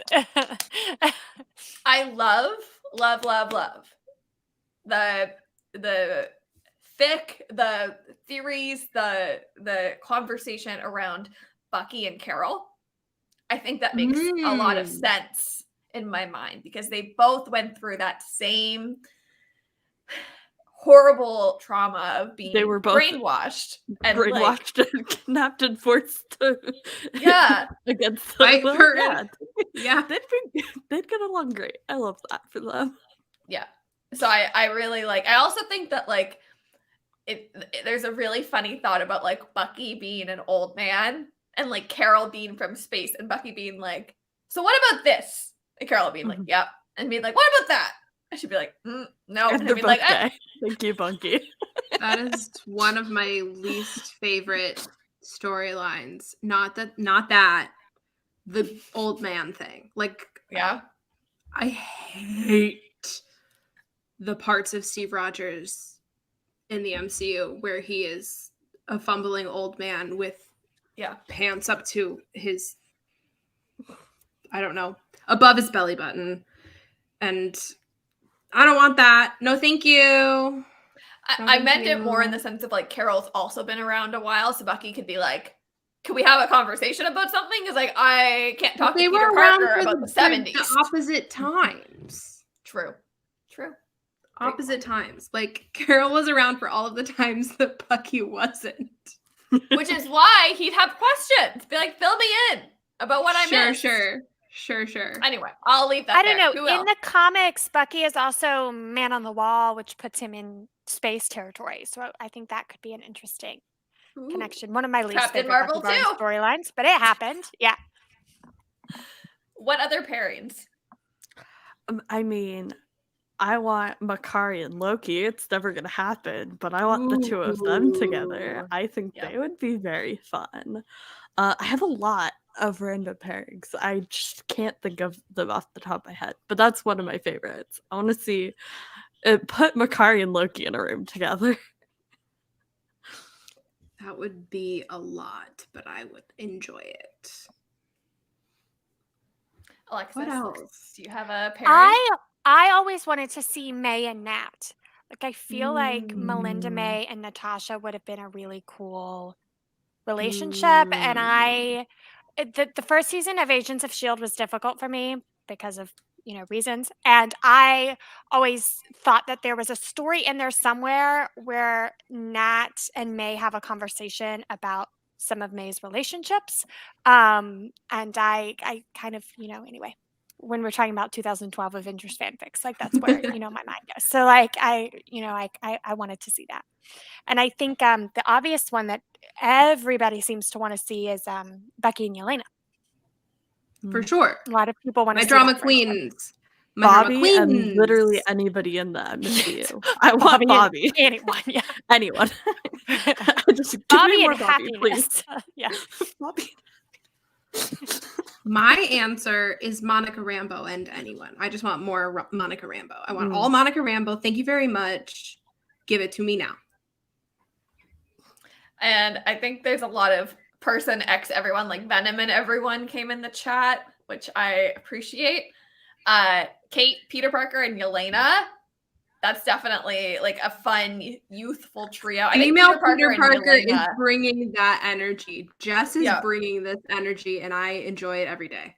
Yep. Agreement for Melinda May, Coulson, and John Walker. That's an Agents of S.H.I.E.L.D. spin-off situation, perhaps. Look, you have to I do don't the know. follow-up because Bunky wants Coulson to slap him, not to be his friend. Yeah. Thank you. I needed that. Coulson would be horrified by John Walker. Let's all be clear. Yeah. Yelena and Sam. Yeah. Definitely. I think that's one that we'll definitely be seeing at some point. I love it. Sam and everybody. I want more of Sarah Wilson. So one of my favorite questions. Yeah, more Sarah all the way, 1,000%. One of my favorite questions that we got this week from Bunky. If Bucky Barnes was a pizza topping, what would he be? Are we sticking with our pre-show answers? Did we make I think pre-show we were the answers? only ones that had pre-show. Marissa and I Just me and did. Sly. I We didn't talked hear what about you it a said. little bit. We had a Okay. What is he?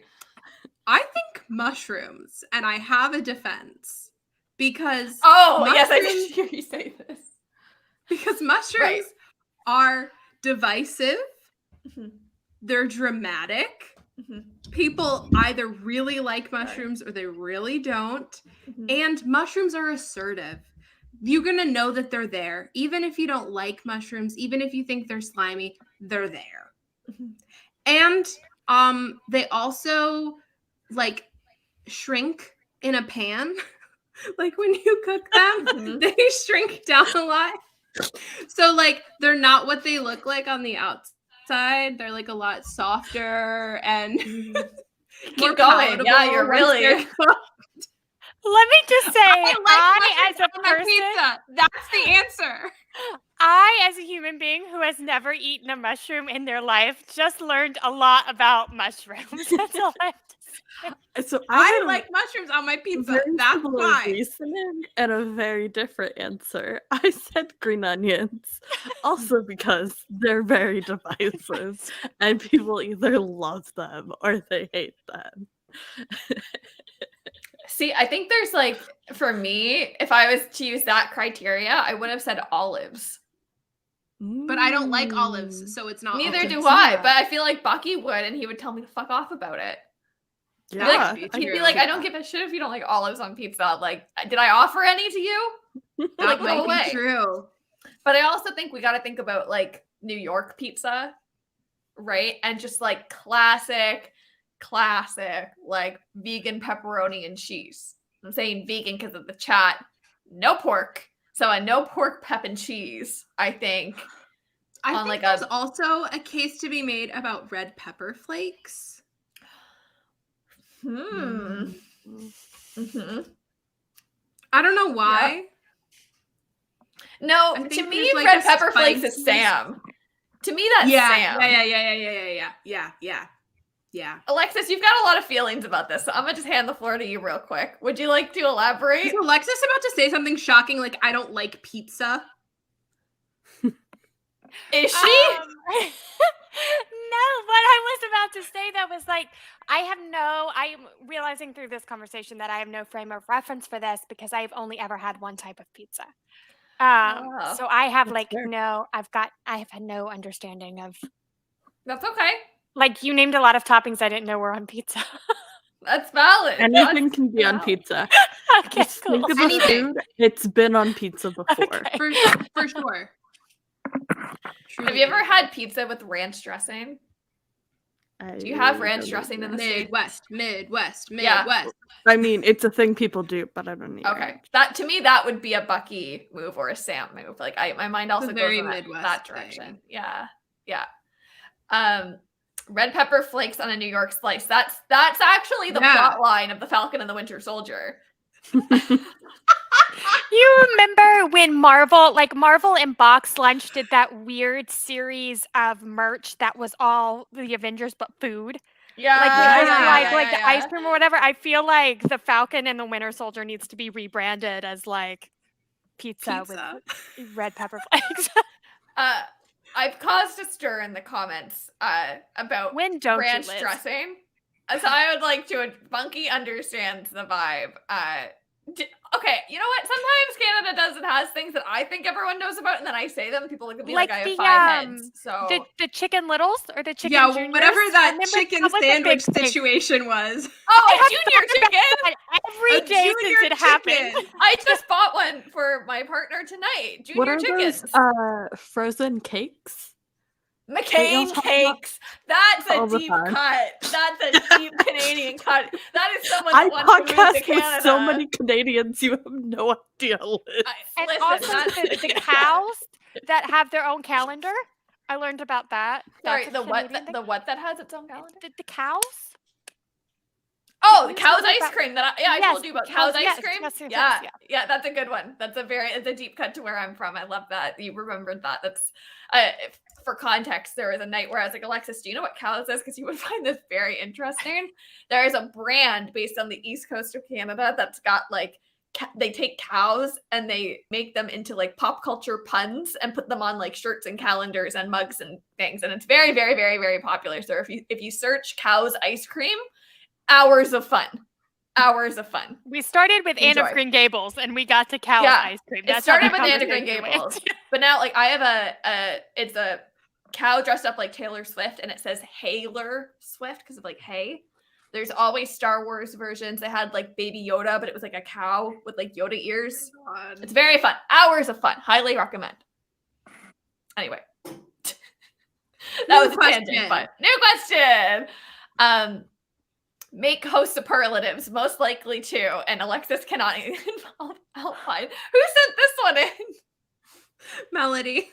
Melody, you were my favorite person, and now you are not. Melody, that question gets 1 Alpine. She wanted us to be creative. I love it. I love it. Okay, superlatives. Let's do this. Let me pull it back up. Okay, chat. I mean, Hey, the obvious one for Alexis is most likely to be involved in an international incident. Oh yeah. we'll leave that one for the sake of the bot. But I want to know from the chat what ones you want us to address. So drop some ideas in the comments for what most likely twos we should talk about. I feel like mine is most likely to have the Bucky with the cake meme ready in seconds. Yes. Yeah. In all situations, yeah.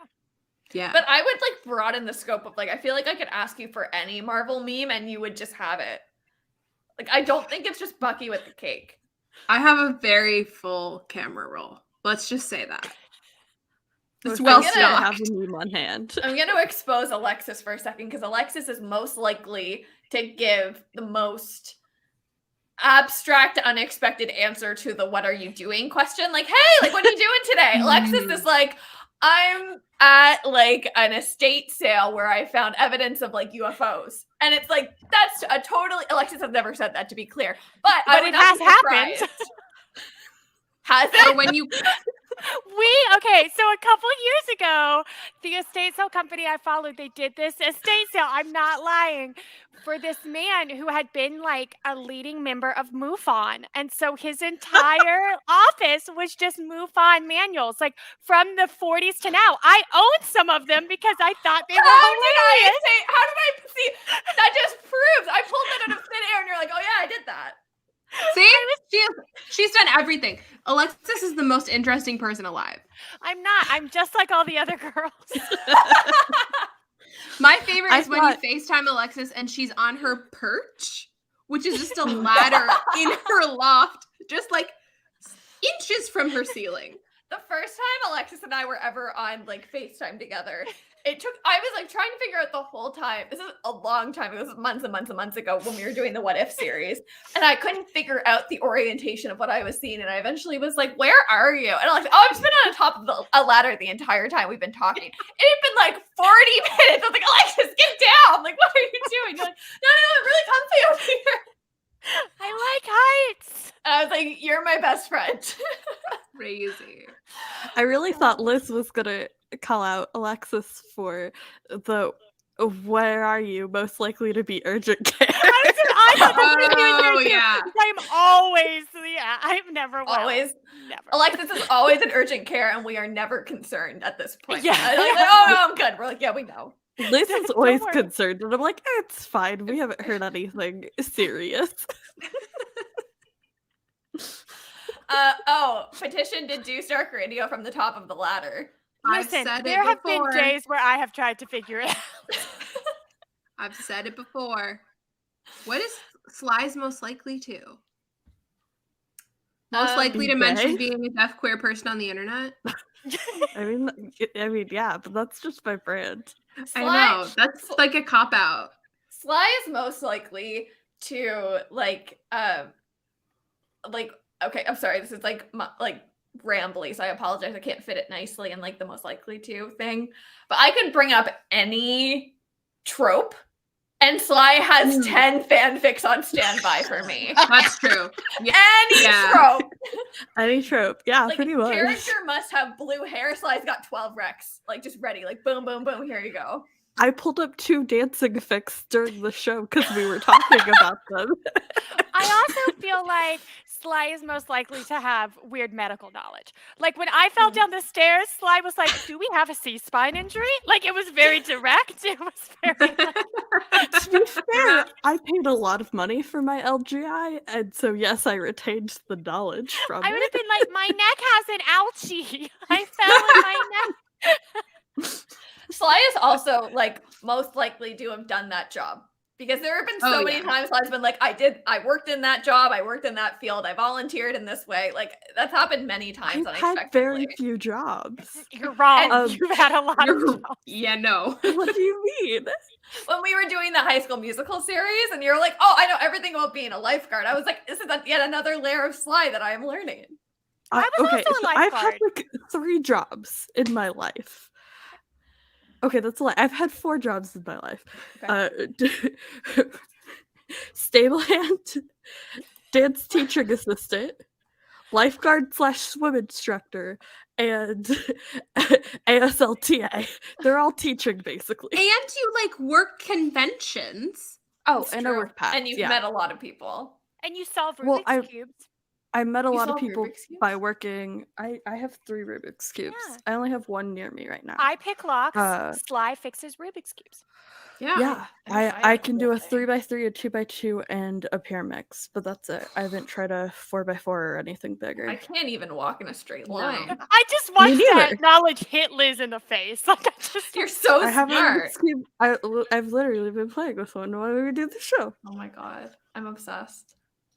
Sly is most likely to be the guy in the chair for Alexis when she's out being a super spy or whatever. Yeah, And, probably. yeah, Sly is literally the one being like, "I'll Google it. Don't worry." got it.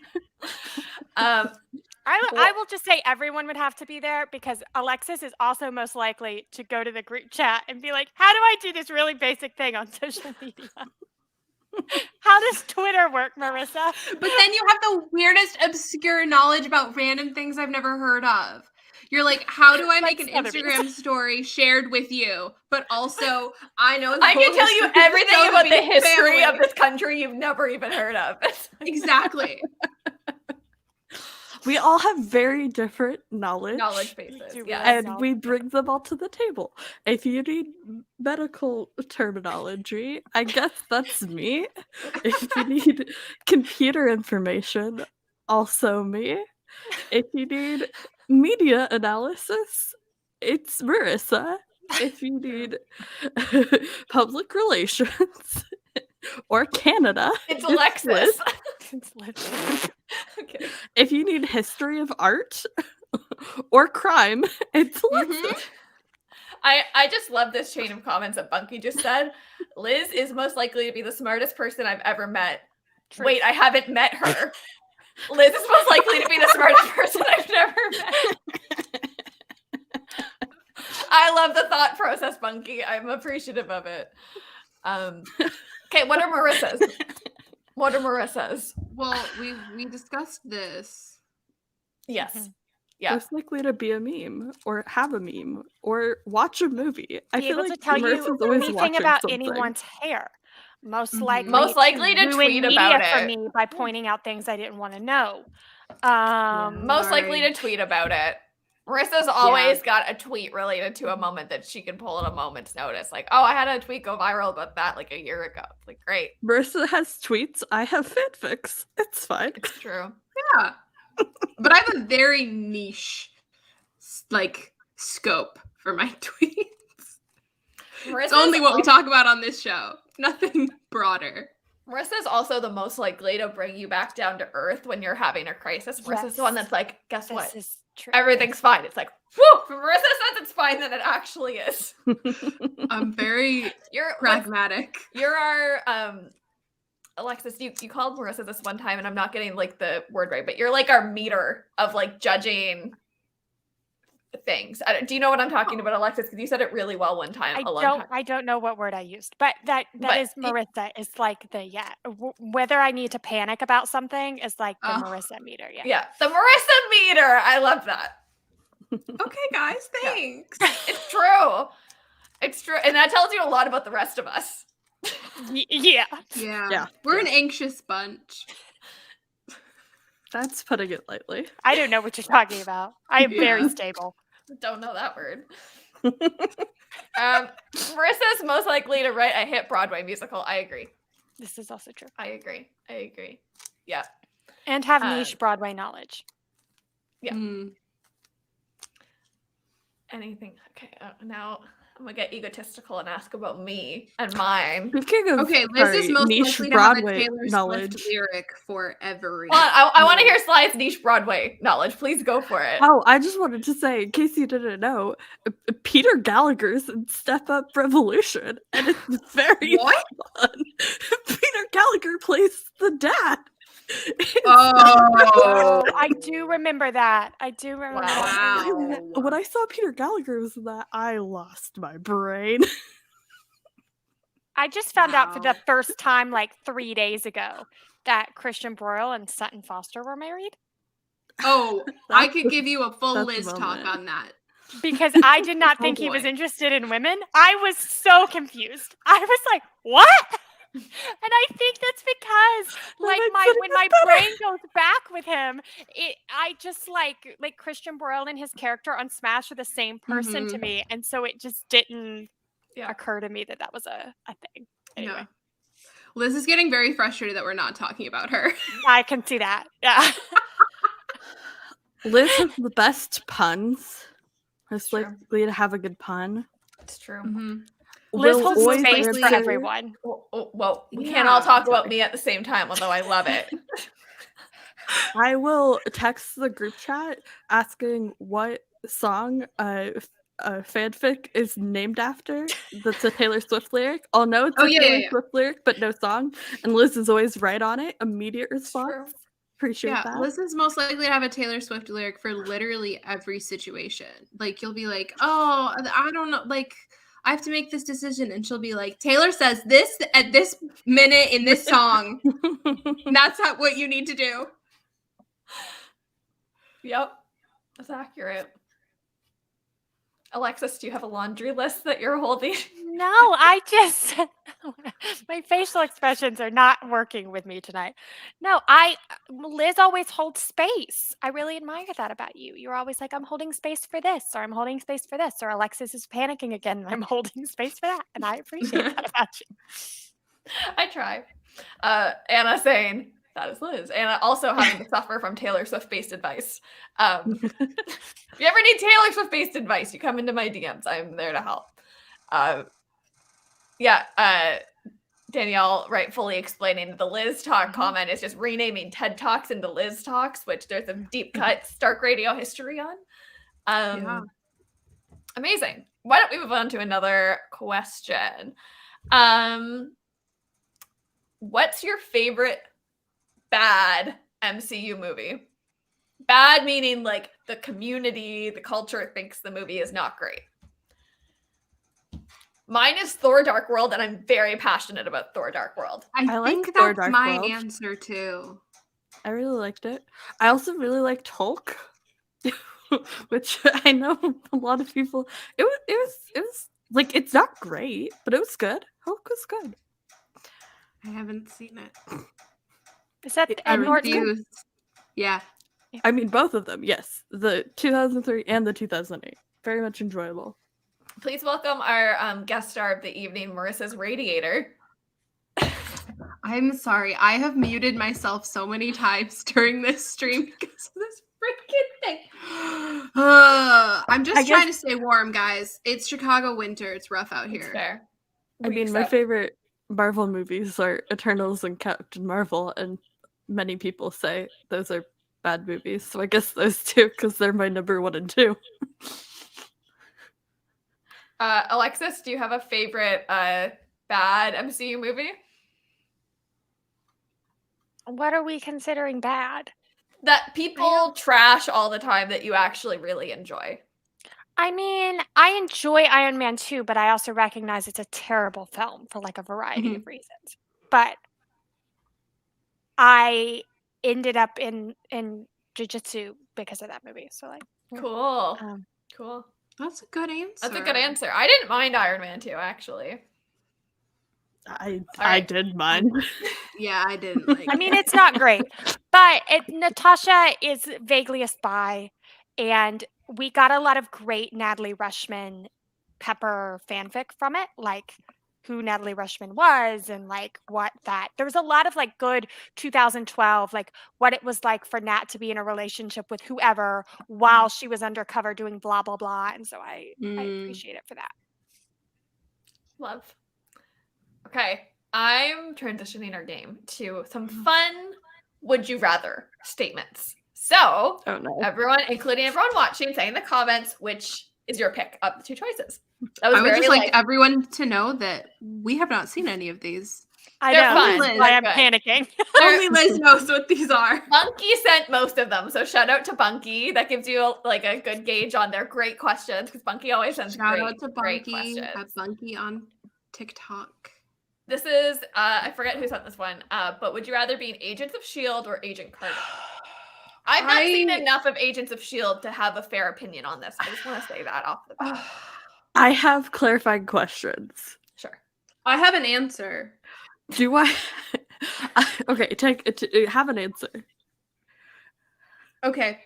I want to be on Agent Carter, but I want to work in the diner with Angie. I don't want anything to do with S.H.I.E.L.D. I respect. I don't want to deal with the men. I don't want to deal with the. I don't want to. I don't want that.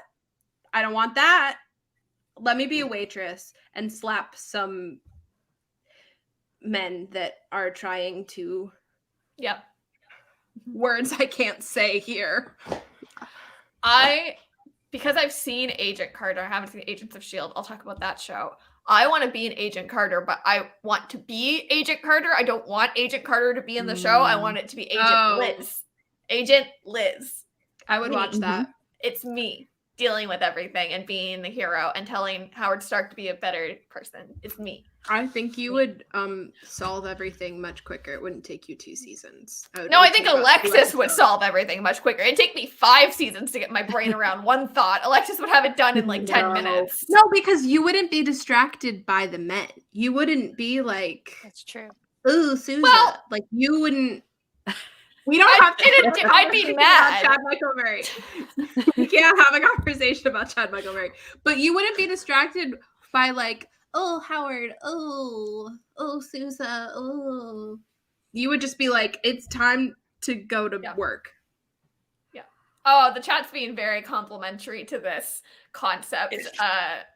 Thank you all for believing that I'd be better than Also, Agent you wouldn't have the whole backstory of being like sad the whole first season.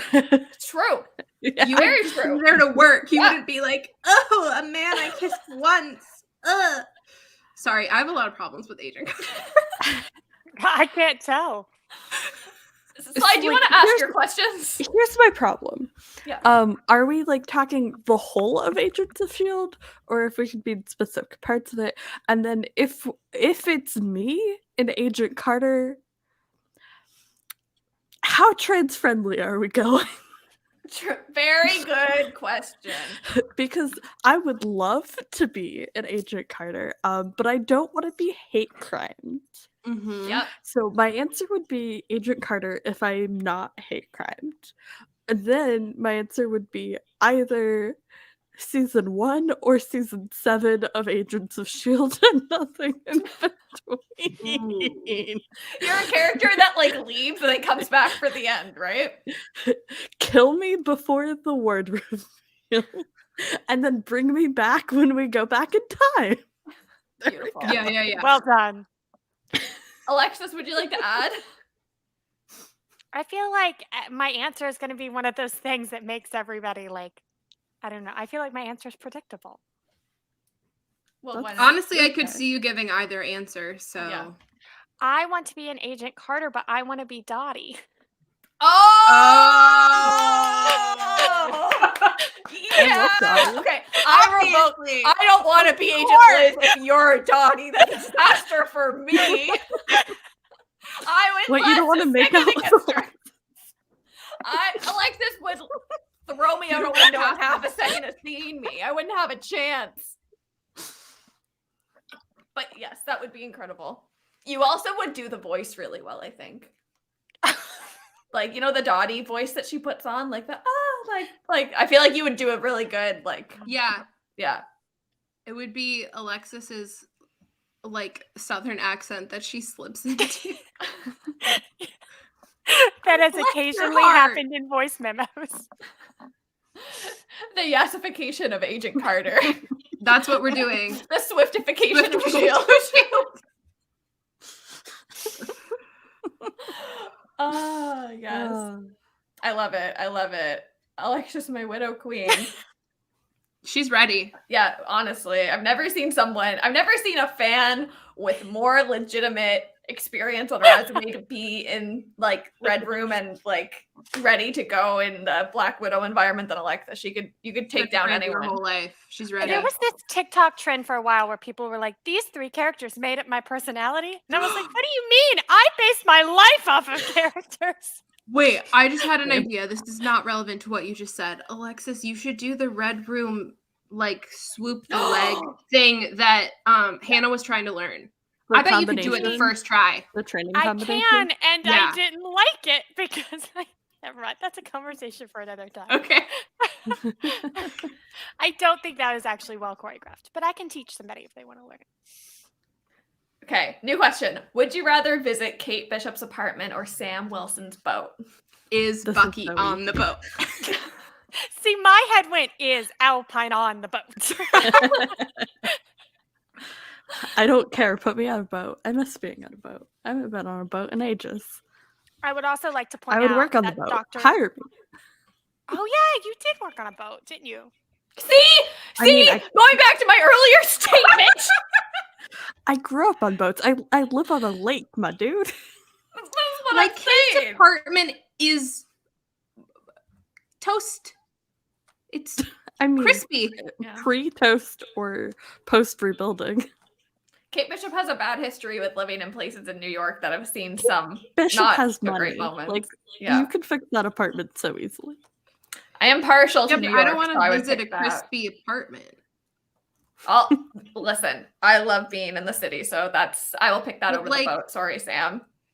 I don't Yeah, like I open would- water. Like boats and I don't really jive that well, so I'll pick the city. I like Yeah, I cities, don't but I like really- water better. Fair. I don't like humidity, and Louisiana is very humid. I don't know. It's a swamp. There are reptiles. I don't love open waters, but I did grow up on boats, so I'm still gonna say Sam's boat. Like, all reasons why I should not say it, but that was my gut response. Also, I like Falcon and the Winter Soldier a lot more than Hawkeye, so like, just Alexis, did genuinely. you make a pick? Also, sorry, I have one more point. We have not gotten not nearly enough of Sam Wilson, Captain America, so I True. will spend as much time with him as I can. Thank you very true. much. Very true. Oh, sorry. But I'm a very boats? particular person, Bunky. I'm very particular about a lot of things. I don't like a lot of things. I stay in one place all the time. Sorry, Alexis. Alexis, no, boat. Just boat. just both. Just boats. Oh, boats. No, boats. Boats. Boats. I like boats. I like JJ's comment, which is Yelena at the apartment? I might not survive, but it'd be worth it. I agree with that. Most true. places in the MCU I would not survive, but it would be. I'm not really. Then, follow up. Yelena was in the Crispy apartment. So That's true. if you want Yelena, you got to go to the Crispy. I'll take it. All right, let's continue with our would you rather questions. This is a fun. Has anyone seen Parks and Rec other than Bunky and I? Okay, so this is a question for those of us that have seen Parks and Rec. Would you Okay. rather be friends with Andy Dwyer or Peter Quill? So this is Chris Neither. Pratt's characters. Neither. Not Quill. But Andy Dwyer. Like, I would only be able to handle him in small doses, but I would rather have Andy Dwyer than Peter Quill because Peter Quill has too much ego. Get it? Because he's ego son. Anyway, like, it's too much. It's too much. And like Andy Dwyer, like, you can settle him at a certain point. I desperately want to be in the Parks and Rec world, so I pick Andy Dwyer, but I don't think him and I could be friends. Our personalities, I don't think, would jive. but I also wouldn't be able to be around Peter Quill at all. Yeah. Like, at all. Like, he's my least favorite MCU character. So, I would him very quickly. would you rather have cake with Bucky or watch TV with Wanda? No one That recognized that I is put my or twice. Sophie's choice. Because I can't eat gluten, I'm going to watch TV with Wanda. But I would like to eat cake with Bucky if it's gluten-free. I just don't think Bucky would like gluten-free cake. He'd be like, what's your problem? And I'd be like, celiac, Bucky. That's my problem.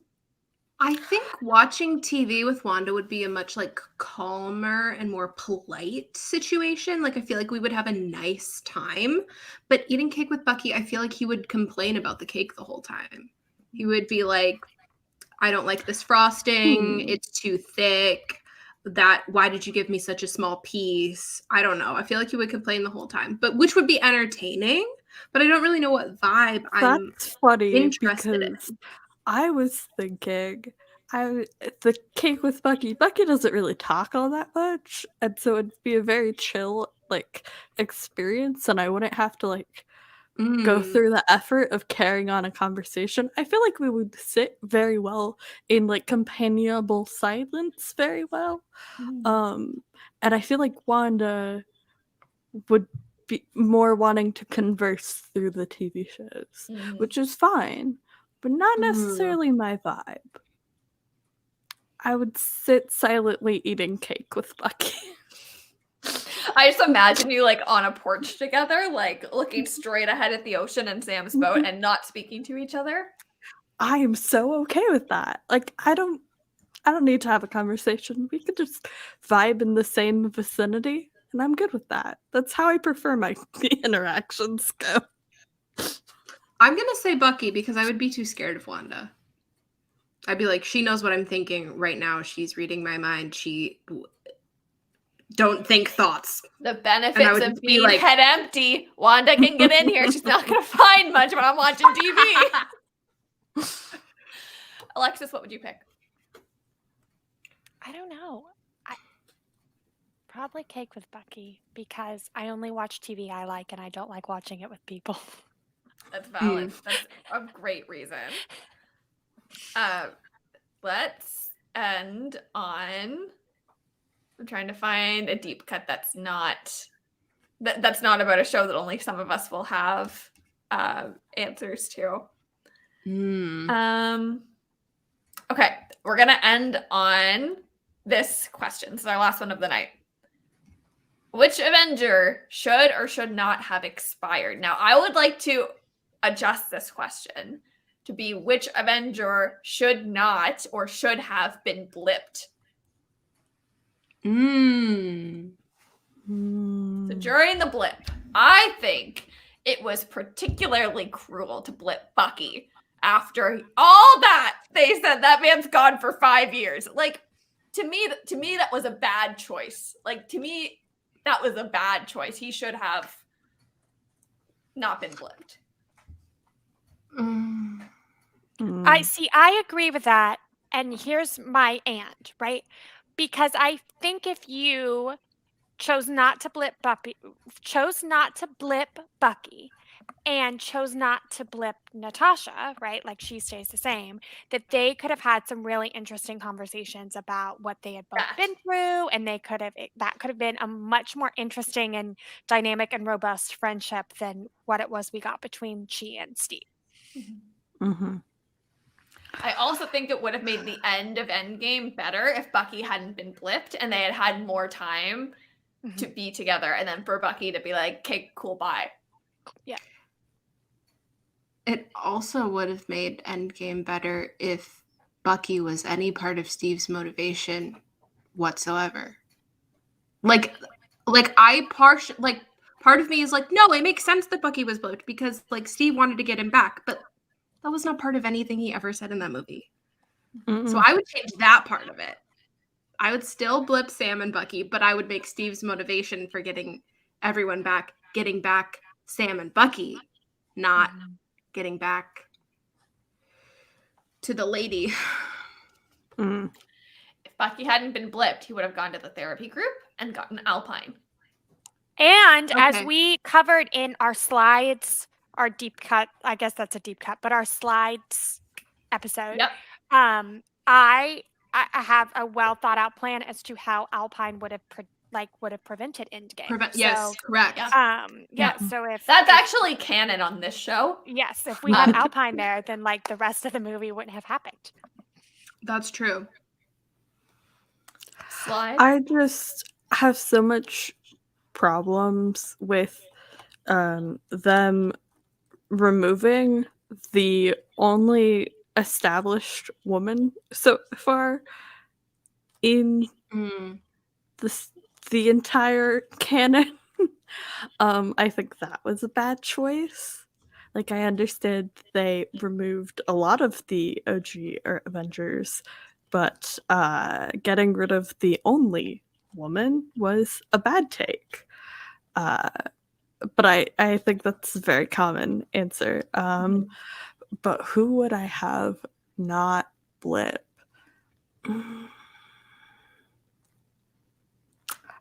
I would have liked to see the inverse if Tony blipped and not Peter. I think that would have made for much more intriguing story. Flip that on its head. That would have been interesting. Peter more agency. Yeah. And he would have worked harder on finding an answer. Yeah. But I also would say that like the best choice that I think was made was the whole Scott Lang piece of the story. I know that's separate from like the blip, but to me, that was like the best choice for a character of any of the characters that blipped were not blipped. And that's the one piece of the Infinity Saga that I'm like, that was a highlight from beginning to end. Oh yeah. Yeah. And I actually wish I'm still bitter I think about it. He was used a lot. I actually wish they had used him even more. Because I think it would set up Quantum Mania even more so. I'm still bitter about it because I was told I didn't need to watch the Ant-Man movie before Endgame because he wasn't important. That was bad advice. Yes, bad advice. I got some really bad advice. And that's why we made this show, so no one has to move forward with bad advice headed into the future shows and movies. And if anybody wants to watch MCU in machete order, like I did, let me know. I'll give you recommendations.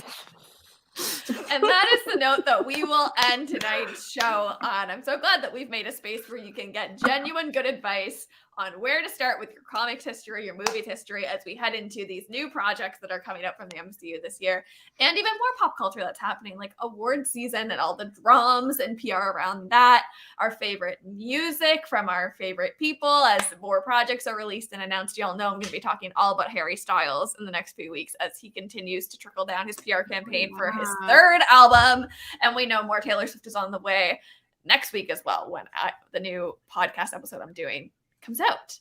And with that, why don't we all plug our different things and we'll wrap this up with a bow.